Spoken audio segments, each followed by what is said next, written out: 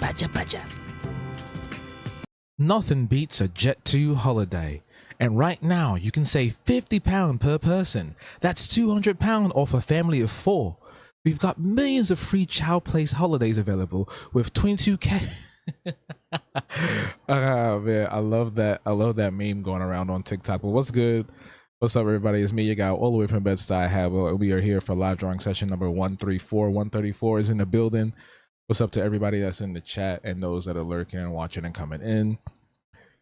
It's good to see y'all. I'm really excited to talk about some. This might be one of those live streams where I'm talking more than I'm drawing. Sorry, I got distracted by volume on my phone. But yeah, this might be one of those streams where I'm talking a little bit more than I'm drawing. I don't have anything necessarily that I want to or have to finish on this stream. I do have this illustration of Bemi and Bibi. Then I have another project that you see on the side there, but we'll see how it works. But there's a lot of stuff that I want to kind of go over, but I'll wait until some more folks drop in before I start announcing and talking about things that are happening within the Habtoon space.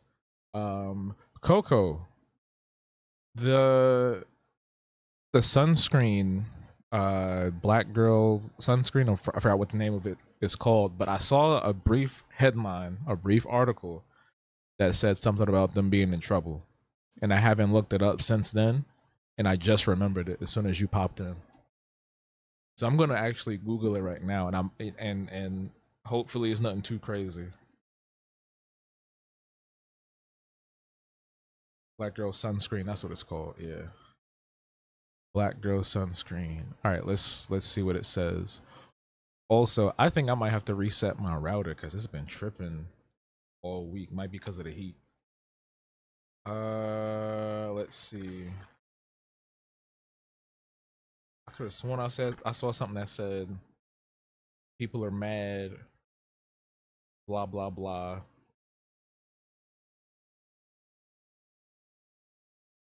But maybe it wasn't. There was some headline. I can't find it now. Cannot find it now.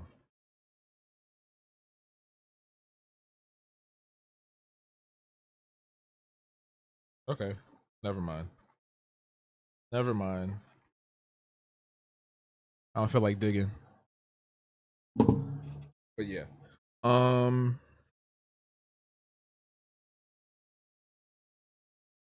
Yeah. So let's see what we can do with this. I want to do a background for this instead of it just being a regular ass what you call it, plain solid background. They used to give handwritten notes. That's nice. Oh, let me turn on the music. I forgot.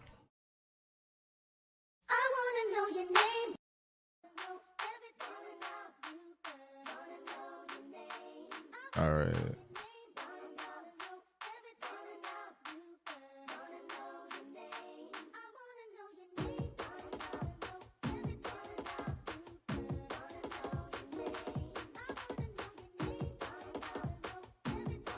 Okay.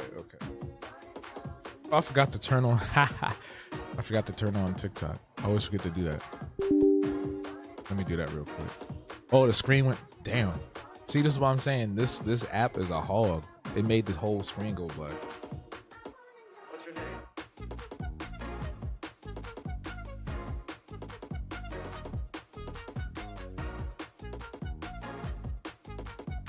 I heard that we're about to get a lot of rain this week, which I'm very happy about. Besides it coming after the heat wave, I just like the rain in general. And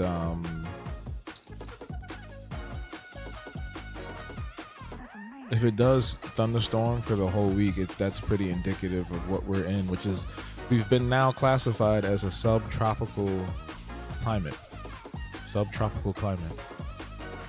So if y'all don't know what that is, that's basically what Florida, Miami, Florida is. Subtropical.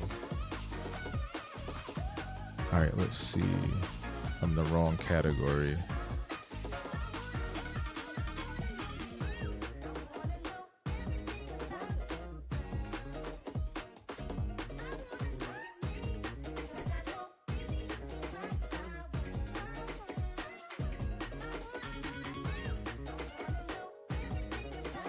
TikTok studio, could you chill?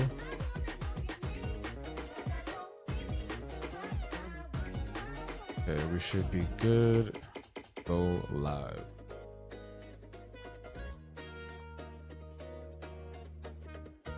Well, if it's gonna rain there, then it's gonna rain here then. It's gonna come for us. There was a little bit of drizzle earlier today. Was a little something.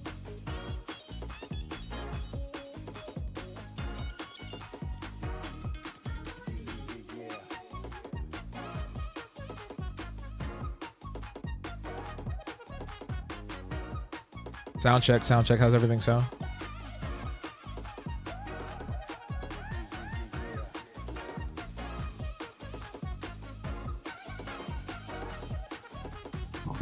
Right over a little bit.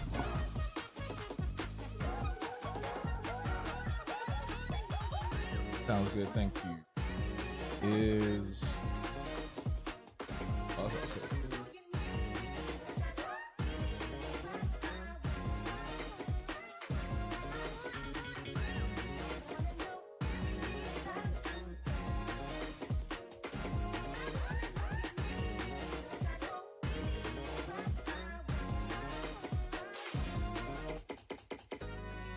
Bemi stays. Excuse me. Bemi stays with money. Stay with money all the time.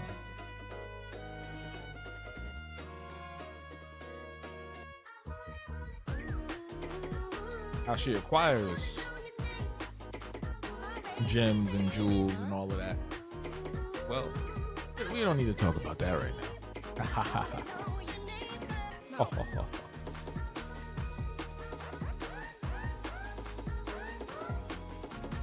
Reaver King, thank you for liking the live on TikTok. Appreciate that. How you doing? Happy Thursday. I think the rest of it. Cool. Cool. All right, let's go to BB.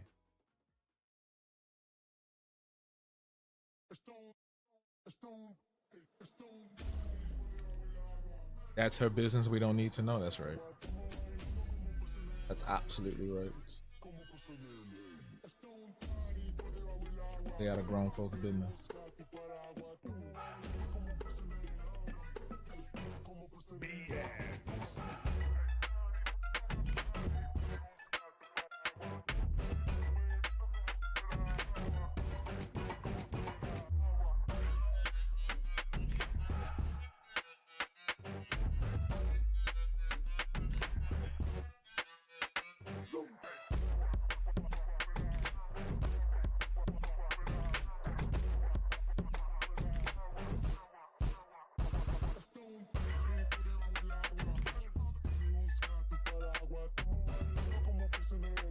Keep it on one side.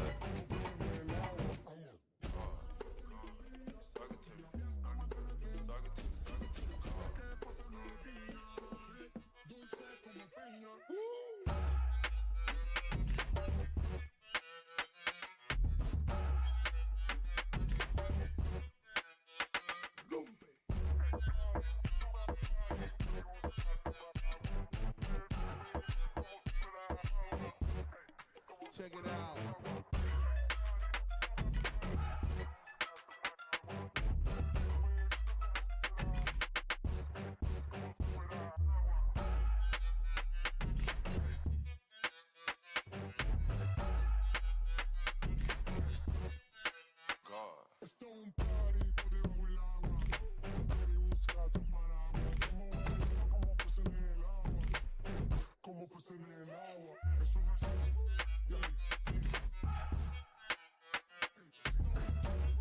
Sounds like the lunch table beat, the default one.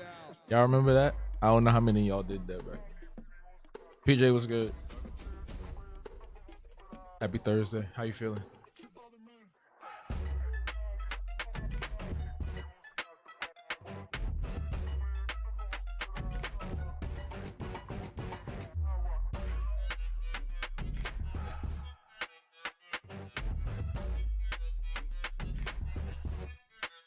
Why is this? Oh, I'm on the wrong character. My bad.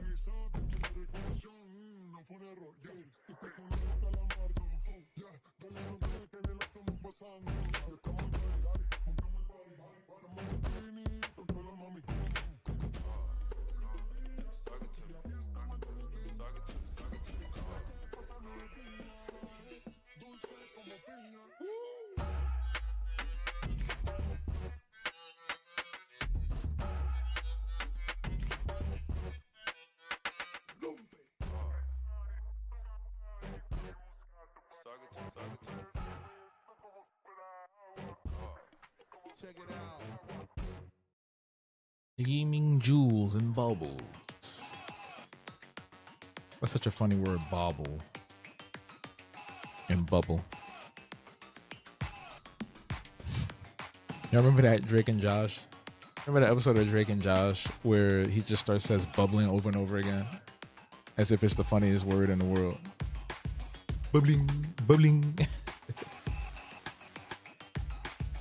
Like, what was that show about? Because I really don't remember.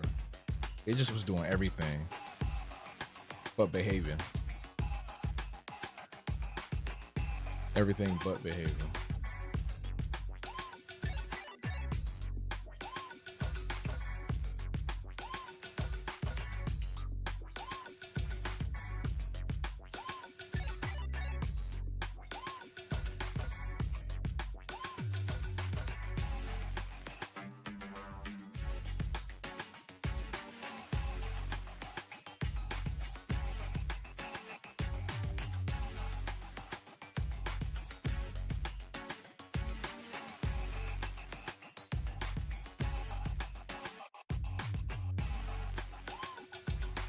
Step brothers bonding with an evil sister.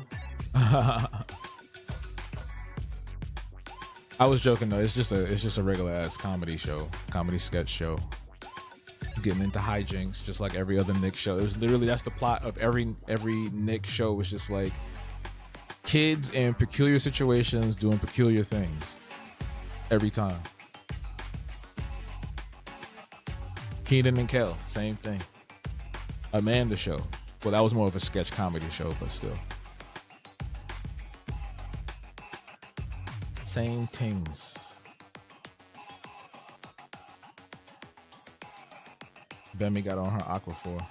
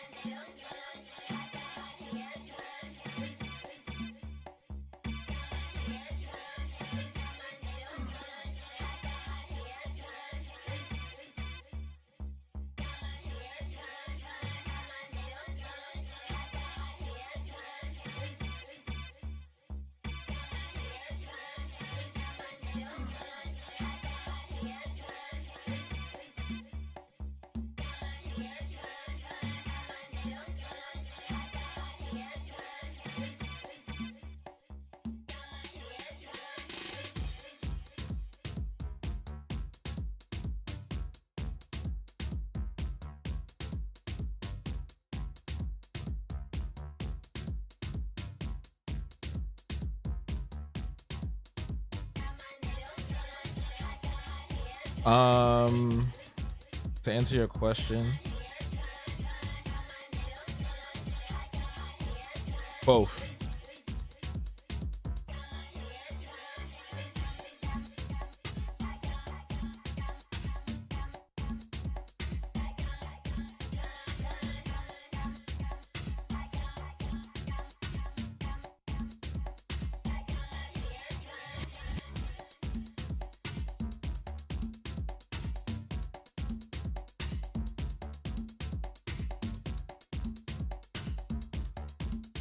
Did you see the video I sent you of the guy who's selling?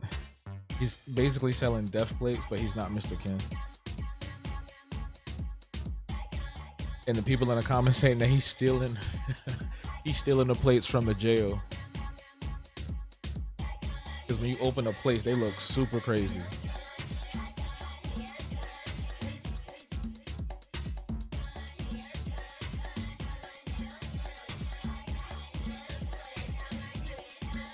And then got the nerve to be selling them for like, I think he said, Dom, thank you for liking the live. How you doing? Happy Thursday. I think he said he was selling them for like $10, $8, $10. And the plates look atrocious. And I'm not even, like Mr. Ken's plates at least look decent. Like he prepared it and tried. The joints that this guy is doing just look like he picked through the garbage, threw it up in the styrofoam and said, here, damn. I'm drawing some original characters right now.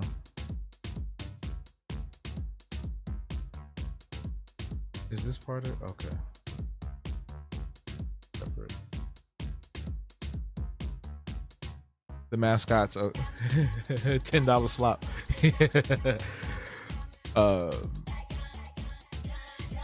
The mascots of my brand.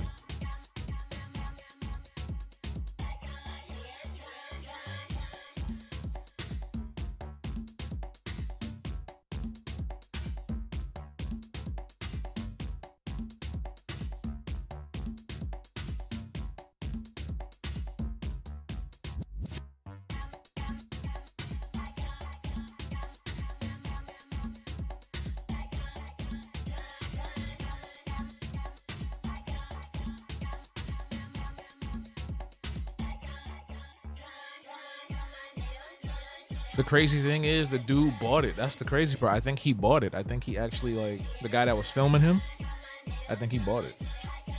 I don't know if he ate it. But he sure as hell did. Sure as hell did buy it.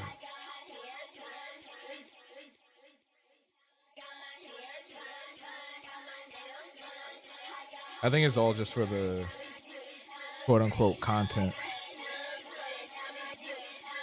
I don't think he was legit, like, into what was going on.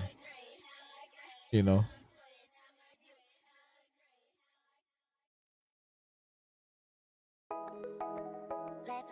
I might change the rim light. Actually. Once I get the background done.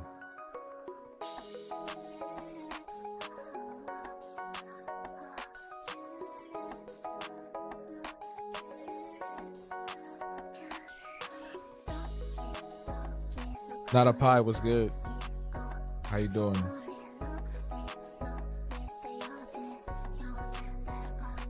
Happy Thursday.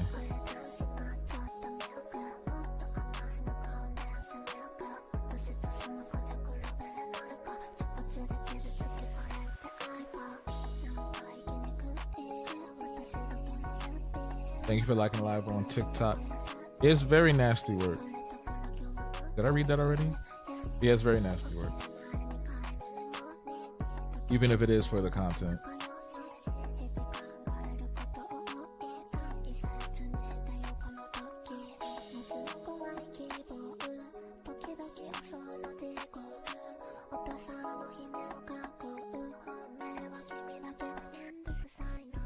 Yo, thank you for sharing the live on TikTok. Not I appreciate that.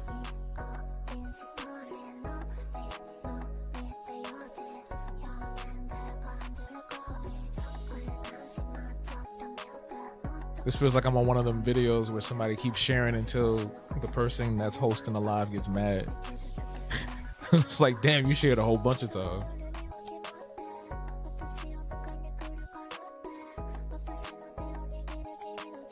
But I appreciate it though. I appreciate it. Have y'all seen them videos?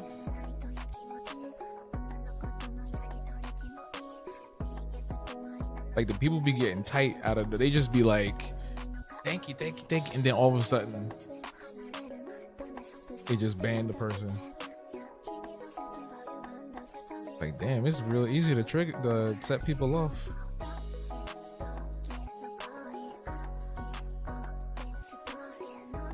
Don't take much these days, huh?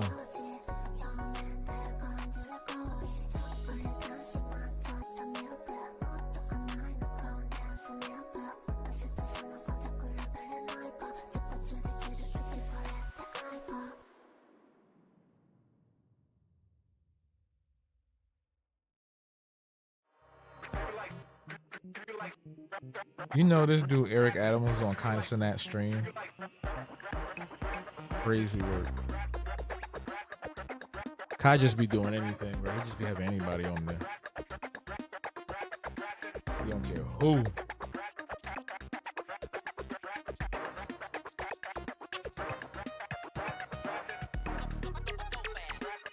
This nigga don't even live in a city.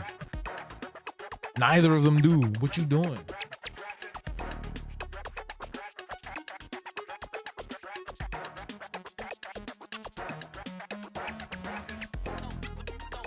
And then he was on Don Lemon today, and they did this little interview. Don pushed him a little bit, like subtly. And he's just a goof, man. He's just a big goof. Big goofball.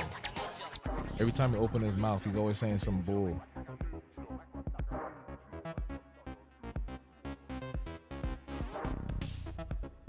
And he's running independently this year. Him and Cuomo. Cuomo's gonna run independently. And people are saying that like their votes might cancel each other out, which could lead to Zoran winning. But that remains to be seen. Because the one thing that Zoran doesn't have is the vote of the old heads, the Caribbean people, and obviously the ultra conservatives. And that's majority of some of these neighborhoods. Like people typically vote for what they know, what they're familiar with, and like the old heads, the Caribbean folks in Flatbush and Crown Heights, they gonna vote for Cuomo all the time. That's just who they know.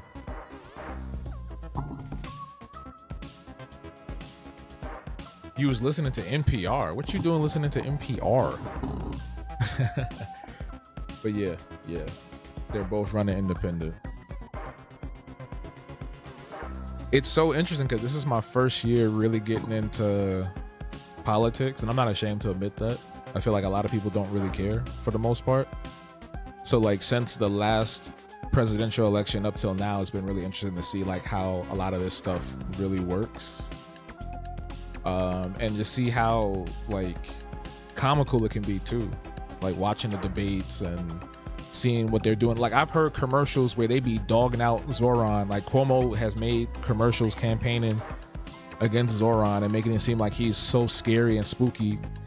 Eric Adams, every time he get on a TV show to do an interview, he dogging out Zoran. You know, man, Zoran, he stands for, it's socialism, and socialism is just not gonna work. I've been around the world, you know what I mean? And I've been to Cuba, and that stuff don't work, and all the things is free, and I can't hold that in, bro, because that's how he just sounds so goofy every time he talks. There's nothing wrong with NPR. I just wasn't expecting you to say that you listen to it. That's all.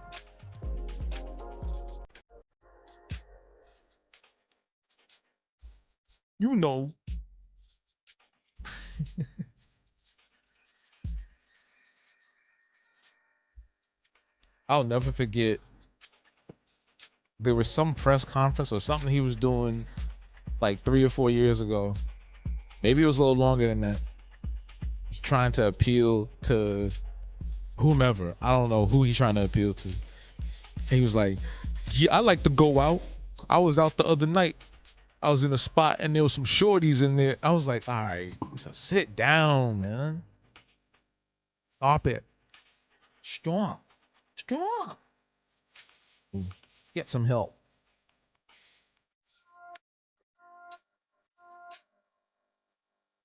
You just sound like that old uncle that be trying too hard. Just sit down, man.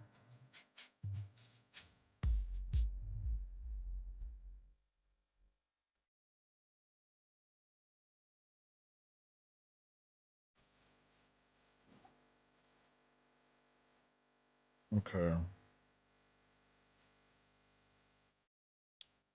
Um, let's fix some of this down here.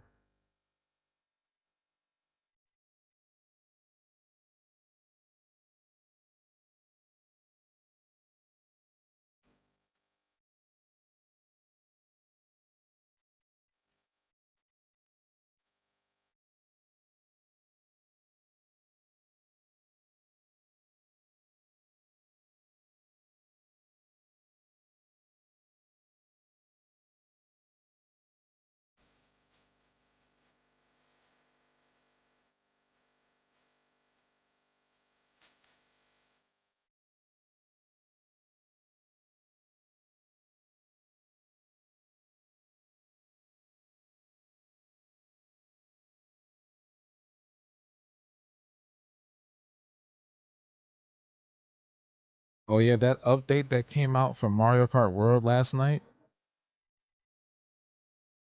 The one that came out for Mario Kart World last night while I was playing apparently changed the way how online races work.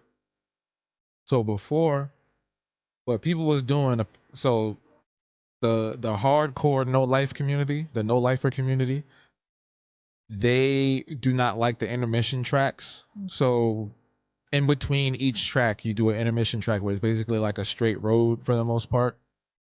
And a lot of people, well, I don't know if it's a lot of people, it just sounds like a loud majority because they're just so loud. It sounds like a majority because they're loud.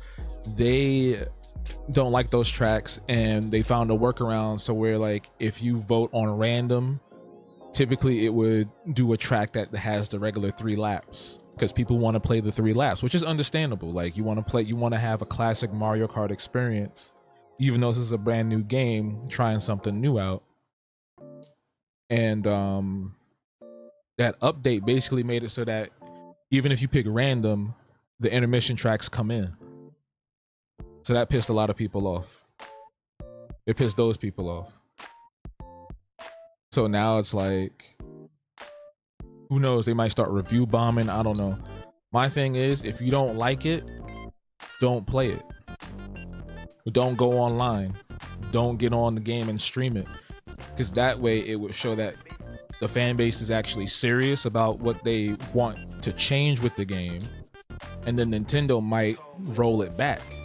But if you keep getting on the game and you're making Mario Kart World content and videos and shorts and all this stuff, and you're the main one complaining, that's not going to do anything.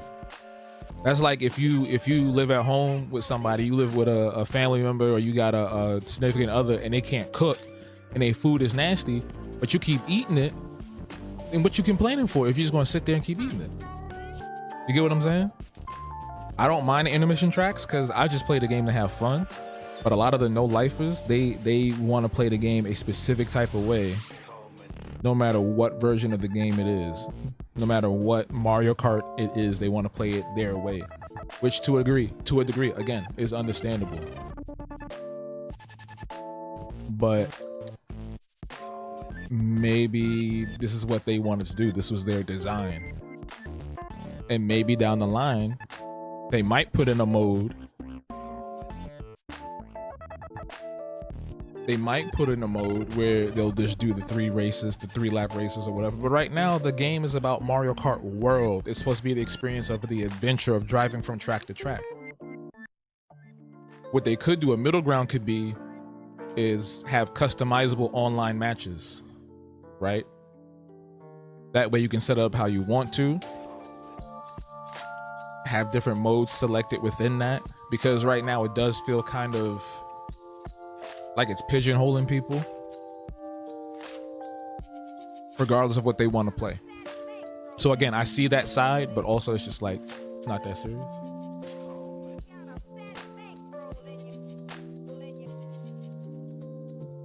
I've never had a problem with that, PJ, but I know people who have, and it's just like, y'all keep going to eat, then say something. Figure out a nice way to say it. Don't just walk up in there and be like, the food nasty. Like that one episode of Boondocks where they parodied Color Purple, and he had homie playing Mister, and he was like, you can't cook worth a damn. He was like, I'm only with you because I need somebody to clean the shit stains out my drawers. You're the cook, and she probably not letting you know. She's like, yeah, there's some good. She's sliding it to the dogs.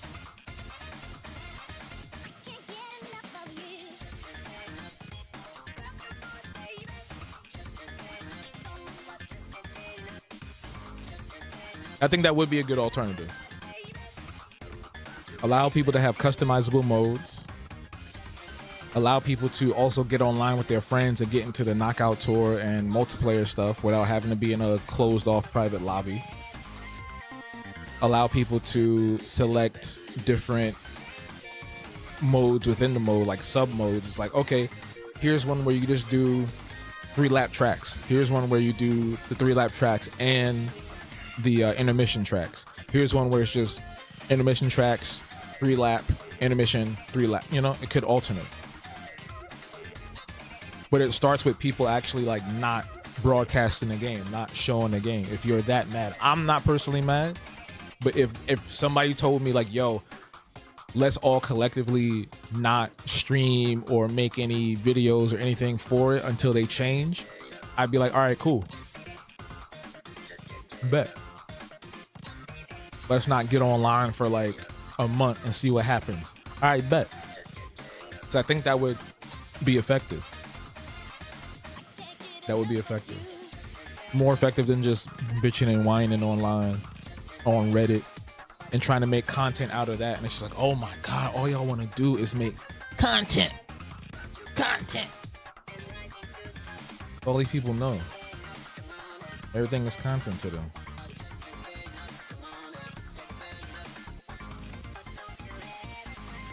There's plenty of other games to play.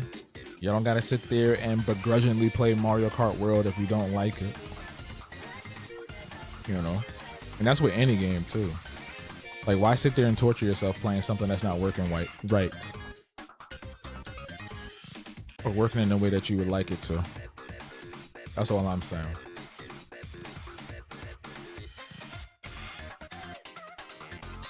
That's why I stopped playing Diablo. I don't really play Diablo no more because I don't feel like Diablo has really evolved in a positive way. That last update where they changed the whole system on how you earn the battle pass stuff and how you just earn things in general is not good.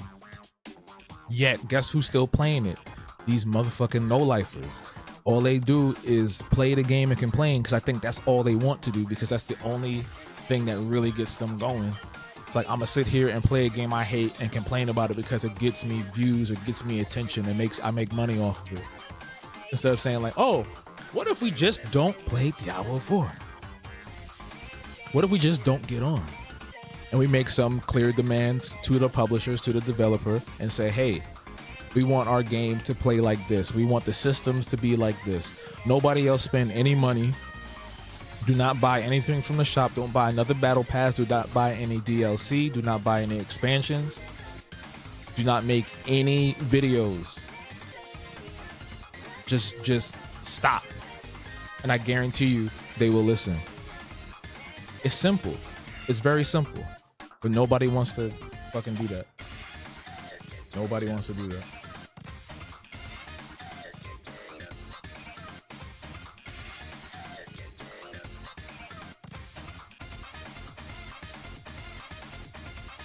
You understand what I'm saying? Put a blue heart in the chat.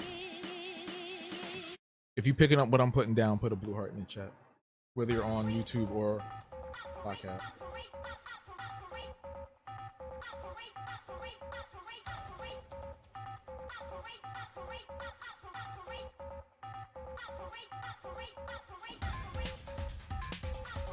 Okay, what I'm gonna do?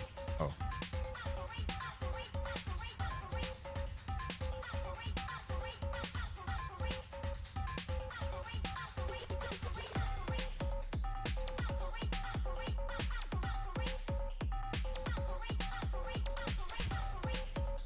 No.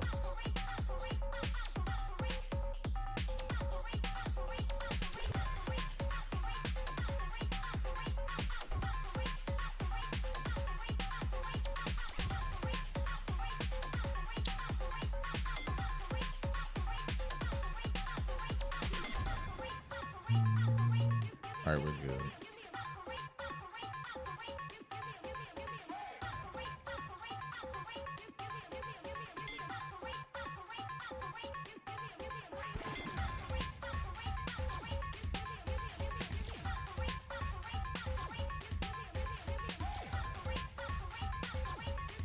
Is the stream delayed?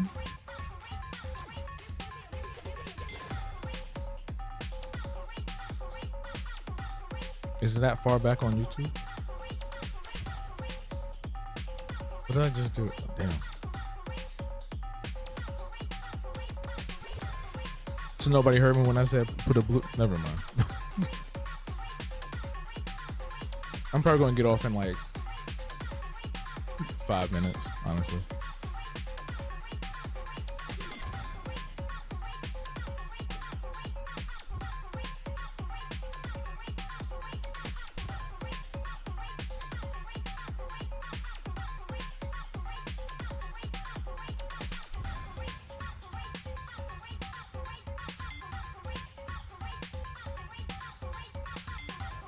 I'm really surprised YouTube is not trying to do what Twitch is doing or what Twitch has done, where if you are a member, it prevents the ads. Like, I just feel like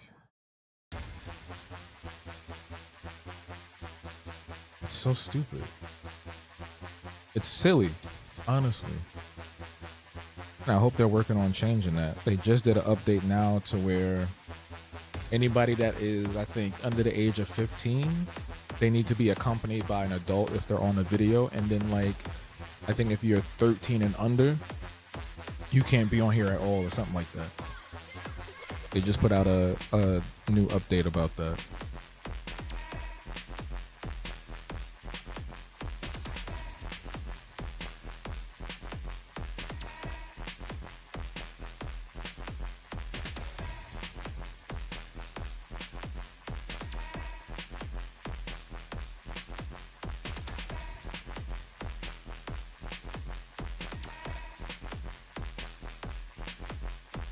I mean, kids really don't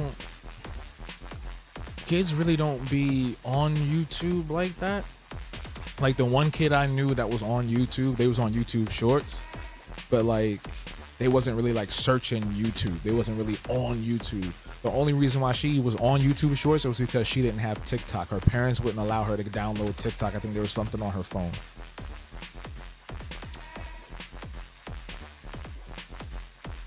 It's the girl I told you about that always be having the big snacks. She be having mad snacks. Sketchnificent, what's good? How you doing? Happy Thursday. How you doing? How you doing? No, I think kids can be on the internet. I just think that what we need to do now is have some sort of regulation or some sort of what's the word I'm looking for? Separate spaces for them. Because when we were coming up, we had separate spaces. There were spaces for kids. Like, we had CartoonNetwork.com with video games. We had the Disney Channel. There was Club Penguin. There was Toontown. Sketchnificent, thank you for liking the live. There was all these different little kid spaces. But now they don't. You know what I mean? Yeah, me and PJ met on a forum for Smash Brothers when we were like 13, 14. So I feel like it's too late now because kids are all over the place. But I feel like if we implemented something, I don't know how it would work, but I feel like if we implemented something, we would create a safer space for all of them. And then like maybe you can't go on, maybe you can't go on TikTok or access the whole of YouTube or Facebook or whatever other, Snapchat or whatever other app until like you're 18 years old or something like that. Because it's incredibly dangerous. I'll give you another example. What's up, Boy Wonder? Also, Sketchnificent Coco on YouTube said your name is really cool. So I'll give you another example. There was another 5th grader. She has a VR headset. Her mama's a single mom, and they're like very close. And she basically allows her to do a lot. She gives her a lot of agency and freedom, which I think is great. But I think also with that comes a lot of responsibility and a little bit of danger with that. So she gets on the VR headset. She comes to school the next day and she's telling me, "Oh, I have a boyfriend on VR." And I'm like, "What?" I said, "How old is this person? Do you know?" "No." And we talking about like the VR chat, the shit that James be on, and them videos we be seeing with them furry people talking about they got phantom sense, them videos. And I'm just like, this is not what we supposed to be doing. This is not what she should be having access to. She should not be in a VR chat room with a huge range of ages. If she is in VR, there should be a restriction on that where she's only with kids in 5th grade and under, at least. Nobody that's 18, 19, 20, 30, or 40, or whatever, because everybody's on everything now. And that's the problem. Everything is mixing together. And yes, Sketchnificent, that is very dangerous for her. It is very dangerous, and nobody takes it seriously because they just allow kids to do whatever now. Like back in the day, it was fine because you would have kids that just play Call of Duty and that was it. They play Call of Duty and they might curse you out. They might call you the N-word or whatever. But now they talk about all kinds of stuff. The stuff that the kids are into these days is in 5th grade. In 5th grade, 4th and 5th grade is outrageous because they're being exposed to so much. I hope I don't get flagged for talking about this on either platform, but they're exposed to so much nonsense and inappropriate content that it's reflecting in their day-to-day lives. They're very hyper-realized, if you're picking up on the word I'm trying to say. And it's frightening, it's scary, and frankly, we can sit and blame the parents, but it's also the community. Like, there's no community around these kids anymore. Like, when I grew up, you had the deans in the school, the principal, everybody they cared about your kids. So if something was going on, they was gonna let your parents know. If your parents couldn't get contacted, they contacted somebody else that was close to you, your guardian, whoever. Everybody that lived on the same block, they looked out for each other. The parents looked out for the other kids of other parents, of other families and shit. You know what I'm saying? Like, people used to come together and do things. They would go on trips. If you were from the same block or lived in the same building, y'all would probably go on trips sometimes too. You would hang out all the time. Same thing with the school. So there wasn't a lot of, at least where I was growing up, there wasn't a lot of danger in getting lost or captured or whatever for some stranger or talking to all these random people, because we had a large blanket of protection around us, a dome of protection around us, from school, from home, from the community. It could be even the grocery store, church, wherever. There was always somebody there to look out for you. So I never really felt in danger per se. Things still would happen. It's not like it was perfect. It's not like everybody was just safe all the time. I got jumped when I was in middle school by like a whole gang of kids, right? But even still, after that happened, people were around me. You know what I'm saying? So it's just like there was always something to rally behind or someone near to have your back. You get what I'm saying? But now they don't have that. A lot of these kids be out here just willy-nilly. I don't know what it's like in other cities, but in New York, kids have free reign. Especially if you're a latchkey kid, you basically have free reign. You have free reign. You're roaming around the streets. You're in the subway. You're on the bus. You're doing all kinds of stuff. It's the wild, wild west. So the kids are getting fresher, and they're putting themselves in situation either on purpose or by accident in situations where they may end up hurt or worse. And it's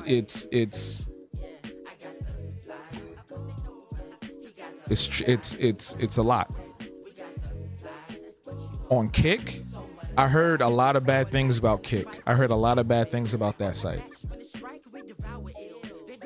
A lot of bad things. Because they what they do on that site, from what I've heard, is that they promote a lot of GAMBLING.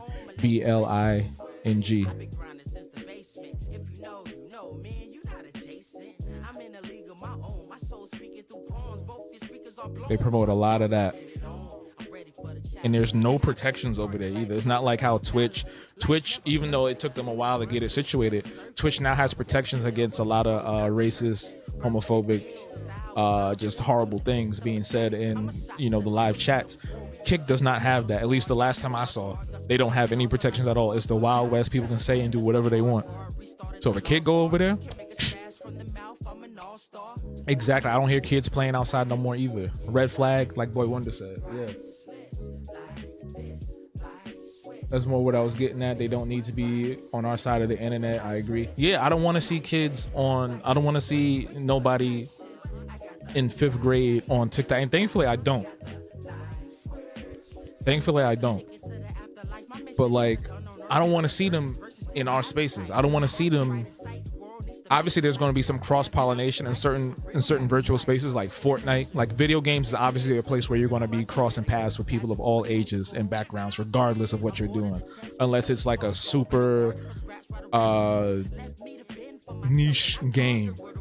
But like, if you're playing GTA, Call of Duty, Fortnite, you're gonna probably encounter a young person. And sometimes they're mad chill. Sometimes they're chill. If they're raised right, they're pretty chill. They play their game, they move on. But then you got other ones that just want to talk crazy. I've seen a lot of clips where they just be talking crazy and doing stuff until their parents catch them, and then they get their butt whooped and get their game taken away or whatever.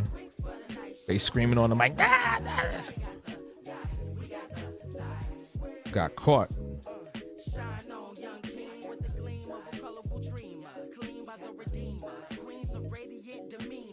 And that's the thing. It's too much access now, PJ. It's too much access now because think about when we met. The internet was pretty small. You had AIM, you had Pro Boards, IRC chat rooms. That's pretty much it. Now, with the phones especially, every single kid I've met in the last 5 years has an iPhone, and not just no raggedy iPhone from 10 years ago. They got the iPhone 16 Pro Max. They got iPads. They got VR headsets. They got all the stuff.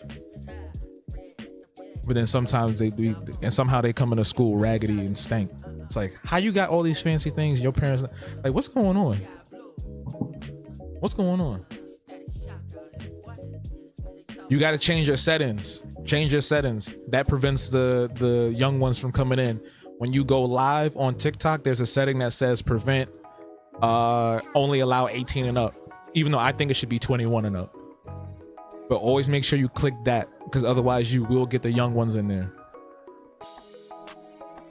Unrestricted access. Exactly. That's why you turn your mic off. I haven't been in a game chat. I haven't been in a video game chat, in-game chat in years. Probably since like the 360 era. Because people don't know how to act no more. Have y'all heard them fucking in-game chats they be having in Marvel Rivals?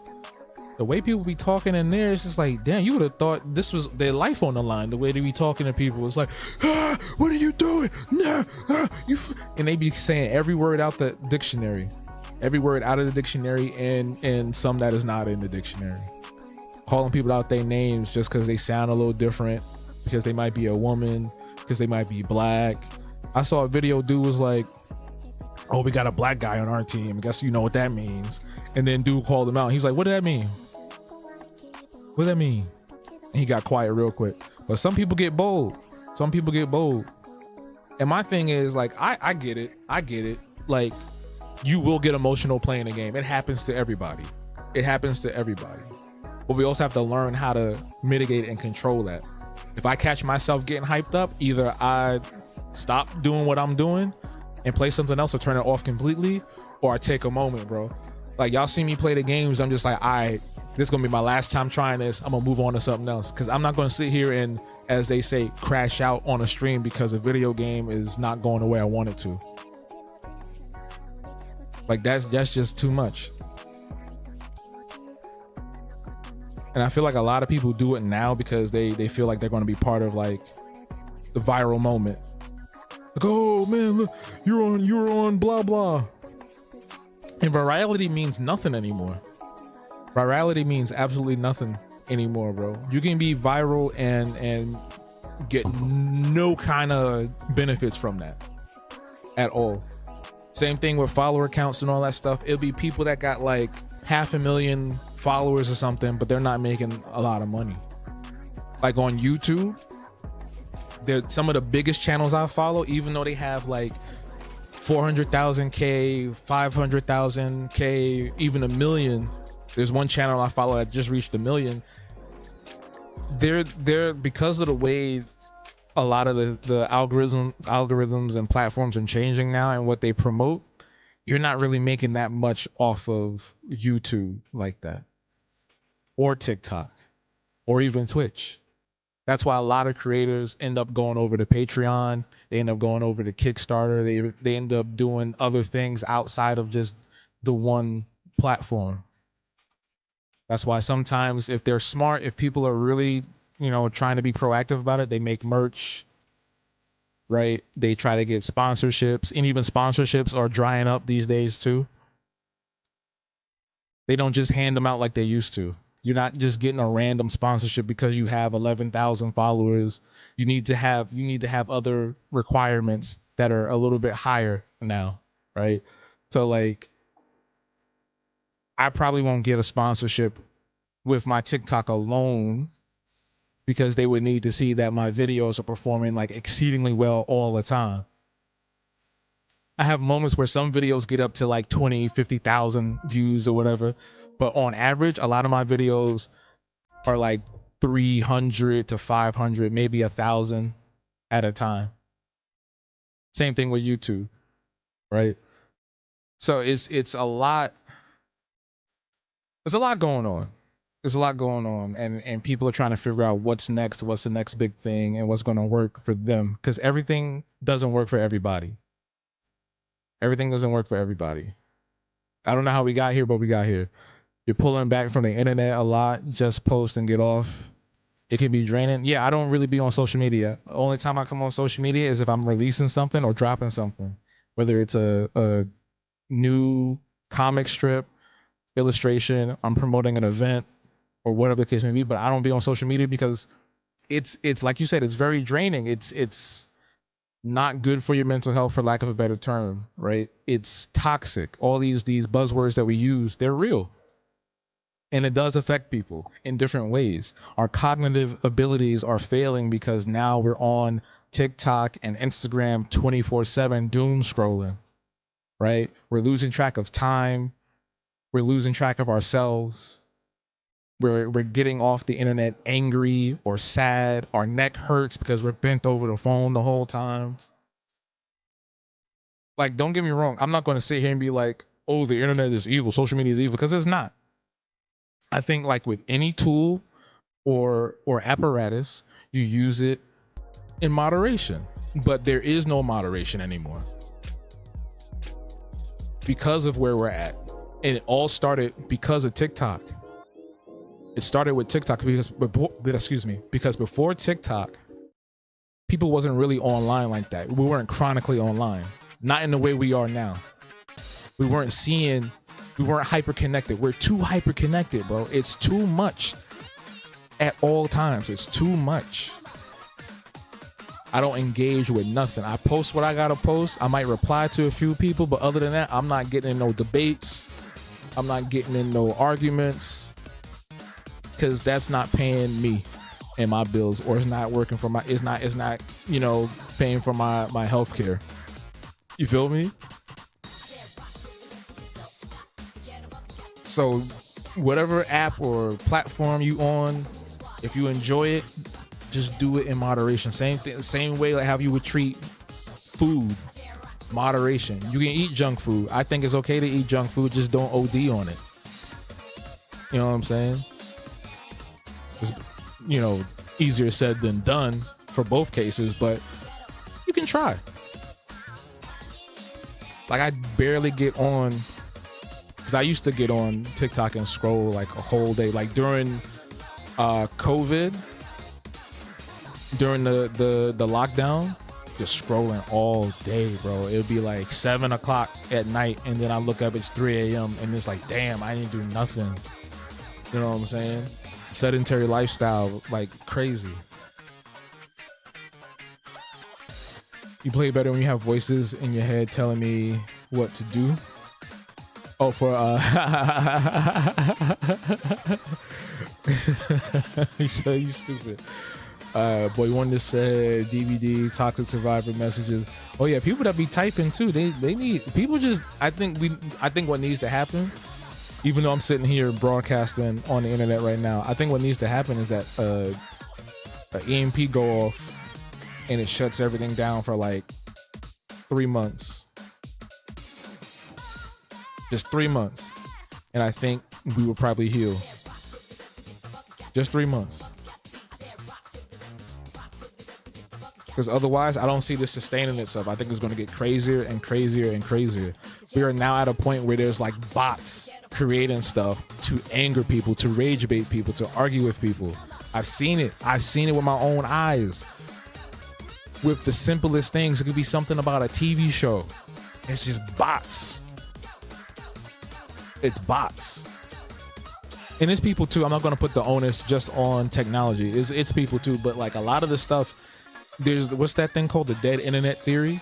I believe in it. I think there's a lot of stuff that's going on. It's kind of like that thing from Cyberpunk, the Black Wall, where there's just AI and bots and stuff that people have created that are running programs and just on a loop and going into places and just causing disruption. I believe it. I believe it. Your friend said this years ago. He said they're going to have a rehabilitation center for social media. They should. They should. They should. Because people get addicted and they lose themselves. For a lot of people, this is their entire life. This is all they do.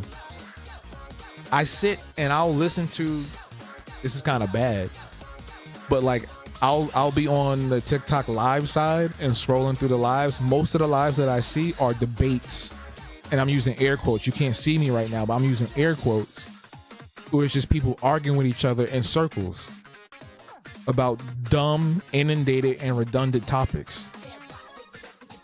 And we talking about like super redundant. We talking about 50-50, if this should be allowed, if that should be allowed, if men this, if women that. Is God real? Should so-and-so run for this? You know what I'm saying? Just really dumb, simplistic, moronic topics. And people will sit on those, and I'll have them on in the background because I just like the noise. That's kind of weird, right? But I like the noise when I'm working on other stuff or if I'm playing a game. I like the background noise. And they'll be on there for not 1, not 2, not 3, 5, 6 hours, even more. Sometimes I'll fall asleep to them joints and I wake up and they still talking, debating. You know what I mean? That started with Clubhouse. And when Clubhouse shut down, they moved that over to TikTok. That's where a lot of that stuff is. But yeah, it's just, yo, tap that screen on TikTok, y'all. If y'all watching on TikTok, tap that screen. I just got that puzzle piece. Tap that screen, y'all. Hit the like button on YouTube. Appreciate you. If you're just joining us, what's up? What's good? It's me, your guy, all the way from Bed-Stuy, Havo. We're sitting here just talking while I'm trying to work on some art of original characters. It's good to have y'all here. This is drawing session number 134. 134 of these. And the stream is brought to us by Patreon. Support for the stream comes to us from patreon.com/habtunes. This is a great way for you to connect with the community on a deeper level. If you want to get the inside scoop on what's coming up and what's happening within Habtunes, you want to know what I'm working on, you want to see what's happening in the event and art world space, behind the scenes, patron-only videos, patron-only live streams, the Habgoblin Sticker Club, all these great things, even access to our Discord server where we have events every week. We just came off of our watch party for Ironheart. We got a game night. We just had a game night as well, and we have another watch party, a movie night coming up this Sunday.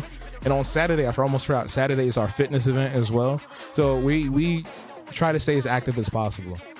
And you can join today for just $1 a month. That's 4 quarters, $12 a year. And you get access to all these great things and resources that I provide with my Artist Opportunities newsletter and so much more. And if you can't swing that, I do appreciate you just being here and tapping that screen or liking or commenting on YouTube or commenting on TikTok. I appreciate all of that as well. So I don't want to make it seem like I just love the people that are paying and supporting through, money. I'm just letting y'all know I appreciate everybody. Everybody.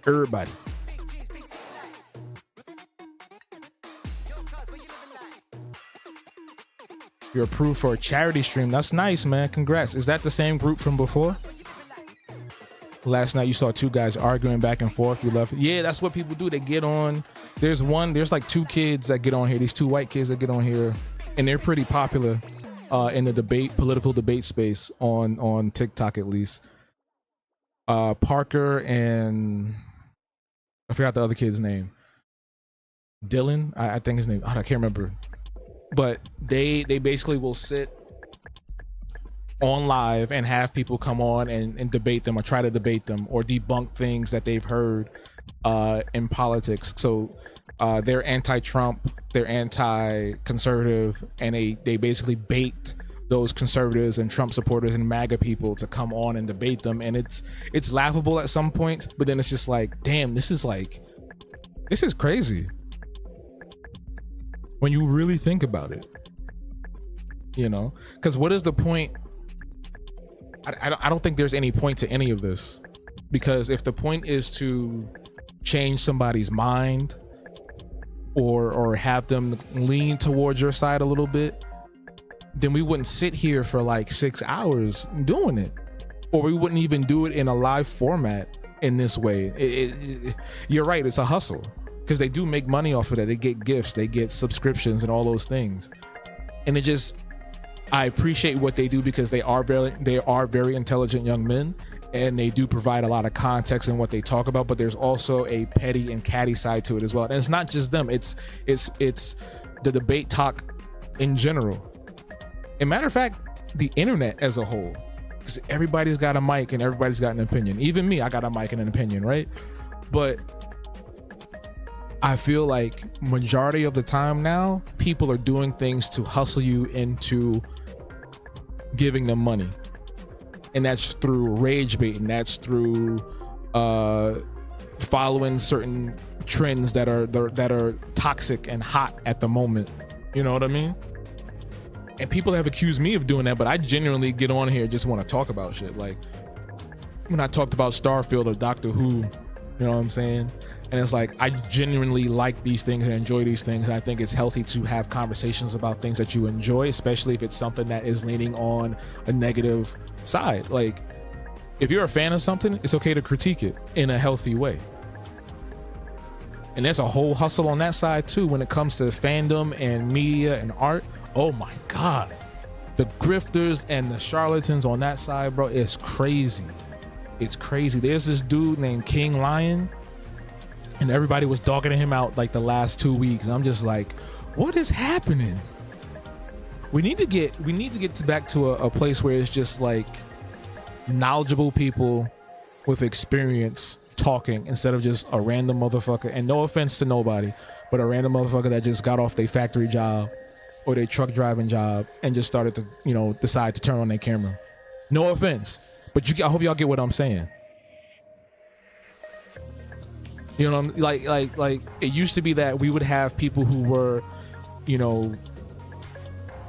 10 years deep in their career or 10 years deep in, whatever that particular subject was. They were a studied academic or they are a studied artist or whatever the case may be, and they would get on and talk and give off some pointers, or they would, discuss things that were happening within that specific world, and then you kind of learn from it. That's why I enjoy people like FD Signifier or Illuminati, Cold Fusion, Adam Conover, because these are people who are established in what they do. Illuminati Olay is a defense attorney. FD Signifier used to teach college classes. He has degrees. I can't remember what the degrees are.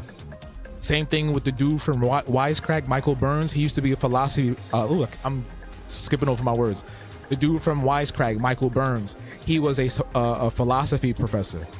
So like, these are the types of people I want to see more in spaces where we are talking and debating, instead of just, again, some random dude that just got off work and wants to turn on his camera.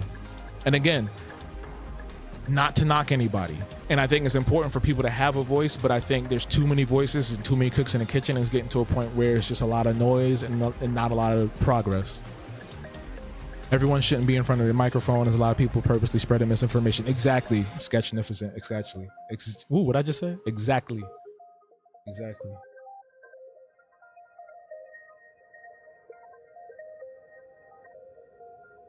I don't mind if it's, and let me be very clear. I don't mind if someone takes the time out to really research and study something, and then they make a video essay about it, or they write about it on Substack or whatever the case may be. I don't have a problem with those people. But when it comes to someone that has just started watching films, or they just started getting into something and now they want to have an opinion about it and start talking off their ass, it's not good. It's not fun. It's not enjoyable. And because of that, and because of where we are now on the internet, a lot of people are going to be believing them or becoming fans of them, defending them, even when they come up against an expert in the field. Who's that person? Perfect example. Perfect example, even though this is a whole different paradigm here. Terrence Howard versus Neil deGrasse Tyson. I'm not going to sit here and say that Terrence Howard is an idiot. I think he's an intelligent person, but I think when it comes to specific subjects, he's out of his depth and out of his field, where he pretends to be this highly, versed person in these areas. But like, when you sit next to Neil deGrasse Tyson, you don't know your shit, it's going to be obvious. You can get on the podcast and wax poetic all you want, but when you get in front of an expert, then it's a whole different ball game. And that's what people try to do. They try to debate people who are studied. You know what I'm saying? Like, not to sit here and toot my own horn, but I study what I do. As an artist, I study the art world around me. So when I'm talking about AI, or I'm talking about bits of cartoon or animation history, this is from experience, having conversations with people who work at some of these spaces, and being in my own independent lane as well. But you'll have people that come on here and they want to tell me something. They acting like they know something more than me, when they just started doing shit. I've been at this for 16 years. And this is not, again, to toot my own horn. I'm just trying to give an example from personal experience myself. Somebody commented on my video about the AI thing with Timberland and said, y'all don't understand art. I didn't reply to it because I know that person's an idiot. I know that person doesn't make art. And if they do make art, it's not good art. It's not art that actually motivates or moves anybody or creates any kind of real significance. I'm not saying that every piece of art has to be super special and like melt your mind, but you know what I'm talking about. It's the dudes that used to draw Bugs Bunny and Tasmanian Devil in like thug clothes, quote unquote. You know what I'm saying? I thought that was like really highbrow. Oh, look, it's Goku wearing saggy pants and he got lean and jewelry on. That's the type of people that like to debate in the arts with me. It's like, what is going on? We need less reactive people and more responsive people. Exactly, PJ. No one is mindful anymore. Exactly. Welcome back, Coco. Exactly. We all have to stay in our lane. Like, there's only so much I know, so when I'm out of my depth, I'll shut up. You know what I'm saying? I'll let the other people talk and I'll move on. I'm not going to sit here and embarrass myself. But when I know what I'm talking about, I'm going to double or triple down on it. You feel me? A lot of people just think they know what's going on, but they don't really know what is going on. They don't know what is going on. They don't know what is going on.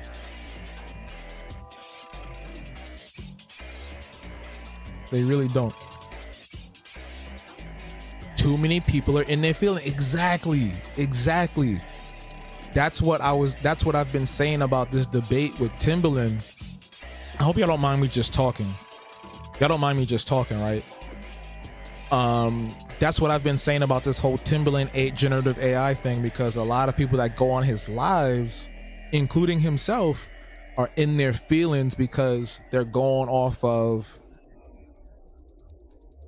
whatever makes them feel good, what they're feeling in that moment, instead of thinking about the logical aspect of it and the implications it has across the artistic space landscape.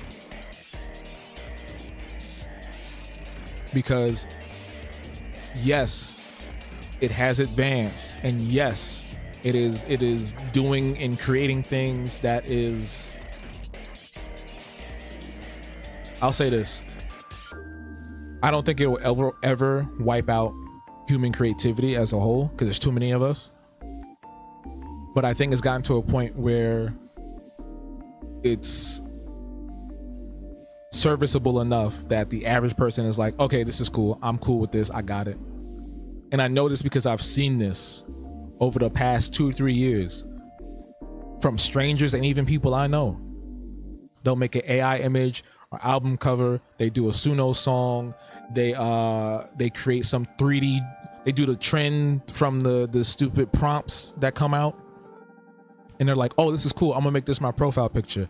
Oh, I'll make this my birthday card for grandma this year. You know what I'm saying? Because people are going off of feelings and what's in the moment instead of thinking about the implications again. So with this Suno thing, it's really tragic because Timbaland doesn't understand, and nor does his colleagues understand, that generative AI doesn't create on its own. Generative AI is working off what it absorbed. It's like tracing. It's like when you were a kid and you traced Goku in your notebook. It's just tracing. It's not learning anything necessarily. It's just an amalgam, a homunculus of different things is pulled from different websites. So that's why when you make something, it sounds like somebody else, or it sounds similar to somebody's beat, or whatever the case may be. And even he did it himself and got caught lying on the stream. Somebody asked him, have you used anybody's work to make your own beat in Suno? He said no. Come to find out, not too long after that, a producer from, I think he might be just on TikTok, I'm not sure where else he's at, but K Fresh, a producer that's very popular, or popular enough for people to, know what's going on and back him up, put out a legal hit on Timbaland, which made him come out and do a cease and desist. An apology. Because he knew what he did. He knew what he did was wrong. He couldn't back out of that and be like, oh, it wasn't me. I ain't do that. He made an apology. It was a BS apology, a corporate apology, but it was still an apology nonetheless, because he knows what he's doing is wrong. And now we're going to have a generation of people who would prefer using Suno or Midjourney or Chat GPT instead of learning how to write or learning how to make music or learning how to draw on their own. There was a kid that put out a video a couple of days ago, graduated from some high-end, I think it might have been an Ivy League school. I don't know what the school was. He talking about he used ChatGPT to finish up his final essay or his final project or whatever. And I'm just like, you know you about to get blacklisted, right? You know you about to get that taken away, right? It's like they're proud of it. They're bragging about it. They get on here every day and say, oh, it's over for artists. Ooh, we about to come for you. Oh, we're going to get your job. And to some degree, it's true because a lot of the entry level or basic stuff is being implemented in prompt engineering now. Even the place I worked at, and I mentioned that in the Timberland video, even the place I worked at, what they did was they created a GPT model based on what the company is doing and their policies or whatever. And now what they're going to do is try to make it so that, quote unquote, the average Joe, any layman, can come in and make a lesson plan without really thinking or doing much work. And to a degree, I think in some instances that's fine when it's doing like the menial task, but for something that is about creativity and needs and requires human input, we're taken away from our brain being activated. I think there's some studies that came out that says like we're kind of getting into a space where we're all a little jacked up now because of it, because of our incessant use of technology itself, let alone these generative AI programs. A lot of people just want to get on his live to cuss out the old guy moments and get followers. I've asked these AI artists what's if these companies block access, would they still do art? What did they say? That's a good question. That's a good question. Hey, seen it on TV shows. It's so obvious when art is being done by non-humans. His PR knows he's doing wrong. Yeah, you're right. So many students are doing that. Yes, a lot of kids do. They're banning it in schools now. They're banning ChatGPT in schools now. Like you can't access it on your phone. And they're looking to try to ban cell phones in general in New York. They're trying to ban cell phones in general because not only is it distracting, but it's also, again, causing issues with kids cheating on tests or projects or whatever the case may be. And it is sad to see it used in spaces that you think it wouldn't. Like I remember there was a controversy that came out that the Scroll show, that Samuel Jackson show, the Scrolls, they used Midjourney to make the intro. And then A Different World on Netflix. Now, this is where, again, I'm a little in the middle. So A Different World got a 4K upscale upgrade, and they used AI to do it. But the way they used it made it come out really terribly because there was nobody actually overseeing what the AI was doing and overseeing how to implement it in certain spaces. Because then what ended up happening was that a lot of the images end up kind of blurring together and creating these weird, obscure visual monstrosities. Like people will have extra eyelids, or they would have their mouth warped inside their neck. Just like a lot of weird stuff. Text would be a little wonky or whatever. But there have been other 4K restorations that do implement AI that have looked good, that are meticulously done. So it's a large conversation with a lot of moving parts, and I feel we need to take the emotion out of it in general from all sides and just think of ways to be more pragmatic about it, talk about regulation, and make sure that human artists still have jobs in every part of the industry. Thank you for the likes. I appreciate that on TikTok. They never gave you an answer, or they just trolled you, because that's all they want to do.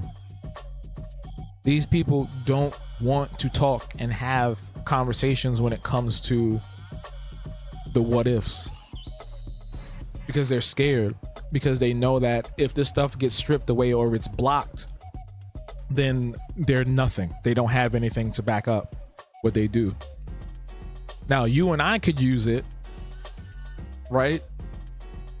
But if it gets stripped away, we still have our hands, we still have our brain, we still have our own creativity and imagination. These people don't.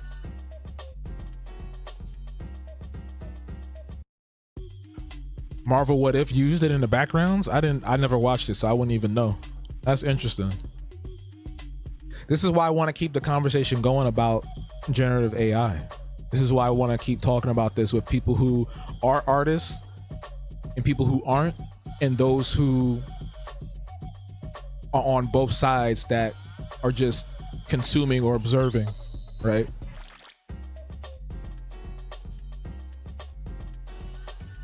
Because we all need to be aware. If anything, we need to be aware of what's going on. There's worse stuff going on. Excuse me. There's worse stuff happening on Facebook. Y'all thought the stuff on TikTok was bad with the girls eating the crab boils and the chicken wings. There's stuff on Facebook where it's like literal, they're making gorilla characters. And I'm just going to let your imagination run with that. You already know where that's going. So we gotta, I'm not on Facebook either. I'm just see things. I see things that come across my headlines and feeds sometimes where somebody else is talking about it. There was something else recently that I interacted with that used AI as well. I can't remember what it was. But yeah, if you know somebody that's doing it, talk to them, have a conversation with them, and see where their head is at first before you start laying down like, hey man, if you do this, it's going to blah, blah, blah. Like, see where their head is at first, and then get into like the oh no-nos. Because some people may not know what's going on. A lot of people don't. A lot of people don't. And a lot of people are getting tricked. And it's not just the old people either. It's not just your grandma. It's not just auntie. It's your brother, your sister, the little kid from down the street. Everybody's getting tricked. You gotta look harder now in certain places. I saw another post. 11,000 people thought that this one picture I saw, it was this kid, it was like this sad looking white kid in front of like this bejeweled pigeon. And the quotation or the caption was, my son made this wonderful piece of art and it got no love or something like that. And then all the people are like, oh my God, it's so amazing. It's so, I can't believe no one was paying attention to him. It's like, it's AI. It's an AI generated image from any number of programs. From any number of programs. It was obvious with the text. Yeah, they did that. That's what I was saying. They did that with that Samuel Jackson show too.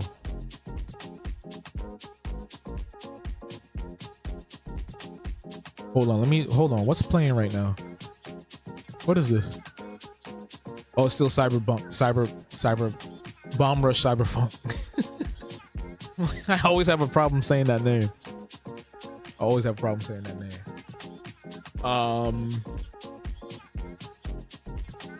But yeah, it's again, it's a lot. It's a huge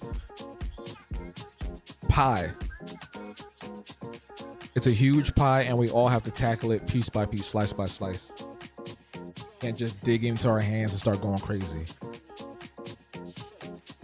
Because it's not just the arts, it's also factory jobs, it's also blue collar jobs, it's also scam calls. They're using robo voices now. You might pick up the phone, your grandma might pick up the phone and it sound like you. They figured out what you sound like, and now they asking for money, and then your grandma just got scammed out of $15,000. Same thing with text messages too. Be very careful on what you open and what you click. Emails included. It's a mess. It's a mess out here. Absolute mess.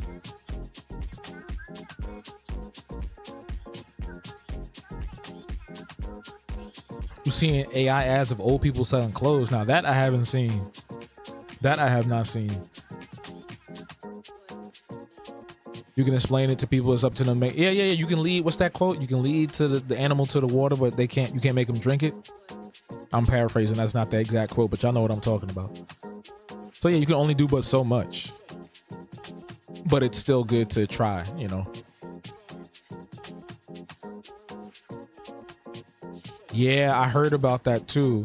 There's a lot of scams going on with jobs on both sides, the employee side and the employer side too. And some employers, I think somebody came in here the other day saying that some employers are utilizing AI to scan through resumes instead of having like humans look over it. So a lot of people are being rejected off the strength of the AI just not seeing what they're looking for in particular or something like that. It's like a very prejudiced system. Not prejudice in terms of like race, but prejudice in terms of just like they set a parameter, and now because they're not looking in, because a human eye is not looking at it, they don't have that touch. It's like, okay, they may not have the skill here, but I see here, you know what I'm saying? Because AI is not going to pick that up. That's why we had to get rid of the phone. Your granny would answer all the scam calls, giving them her name and address. Almost got scammed. Damn. You need to use AI to make your resume. That's crazy. That's crazy. The AI filters out the bad resumes. They're missing out on good candidates. Exactly. That's what I was trying to say. You said what I was trying to say, but better. So the AI has the filters, the parameters set up already. But because it's so strict, it avoids or skips over candidates that actually would be beneficial for that job, whatever that job is. We've become very anti-person.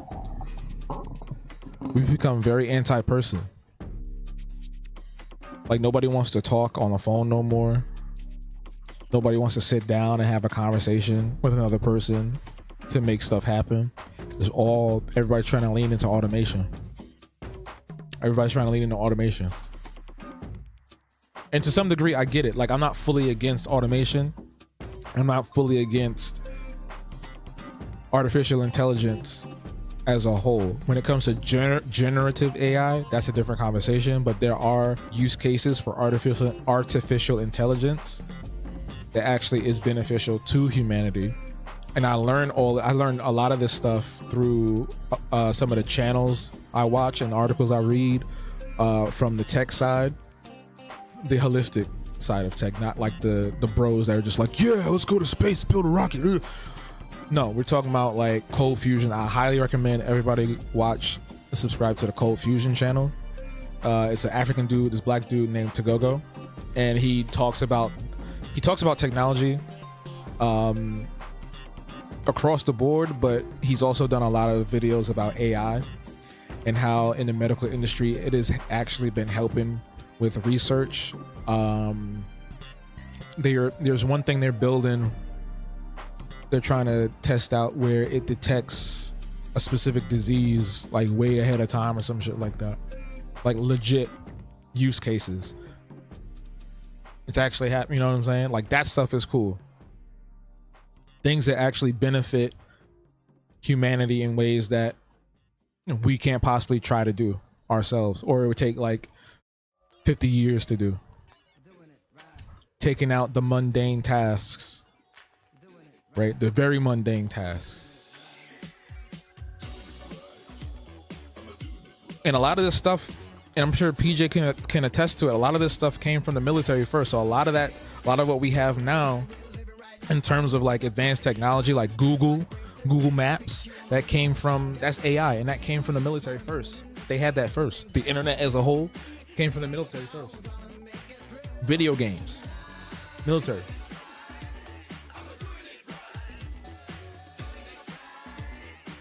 I was literally told my hiring manager to use AI to make resumes because they use the same keywords. That's terrible.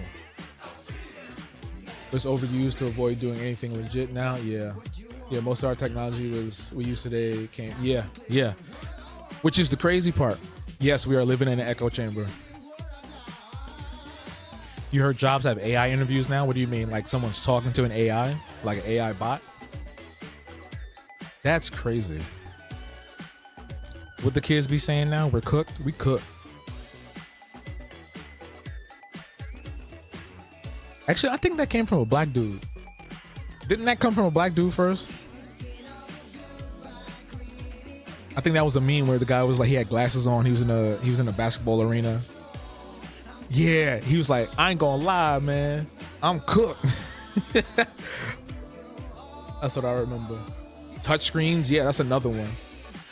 That's another thing that came from the military, which is fantastic. I like touchscreens. I used to hate touchscreens, but I like them now. They're talking to AI on Zoom? That's awful. You seen an AI interview on TikTok? Damn.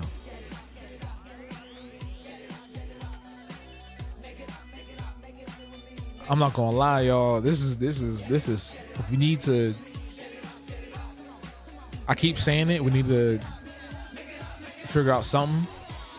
I don't know where to start. I think somebody smarter than me might have the solution on who to talk to or where to get this started.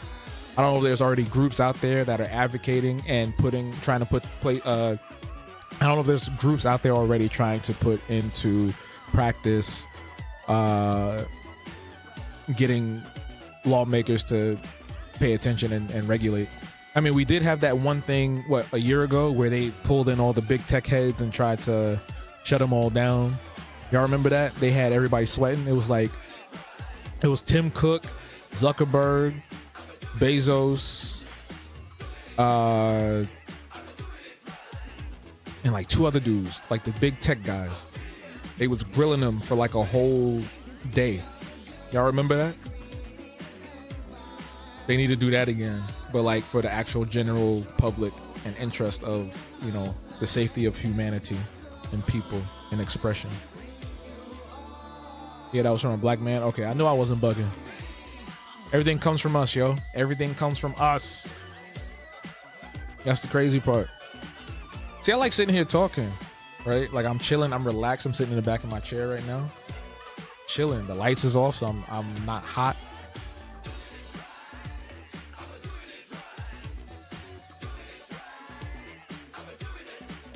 People are also falling in love.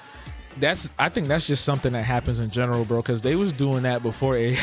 Y'all remember what was that show? It was like My Strange Addiction, and there was like a dude that was in love with blow up animals, like balloon animals. Y'all remember that? There was one person that was in love with their car. So I think that's just a thing that's just, I don't want to say natural, but I think just like some people are wired in a way where they're just gonna go to some weird inanimate object and make that their romantic partner. But the AI is making it way worse. Yo, NVM, what's good? AI Policy Institute might be a good place to talk to some. Oh, let me write that down. AI Policy Institute. I'd never even heard of that. So that's good. Let's start there. AI Policy Institute. Okay. Good looks.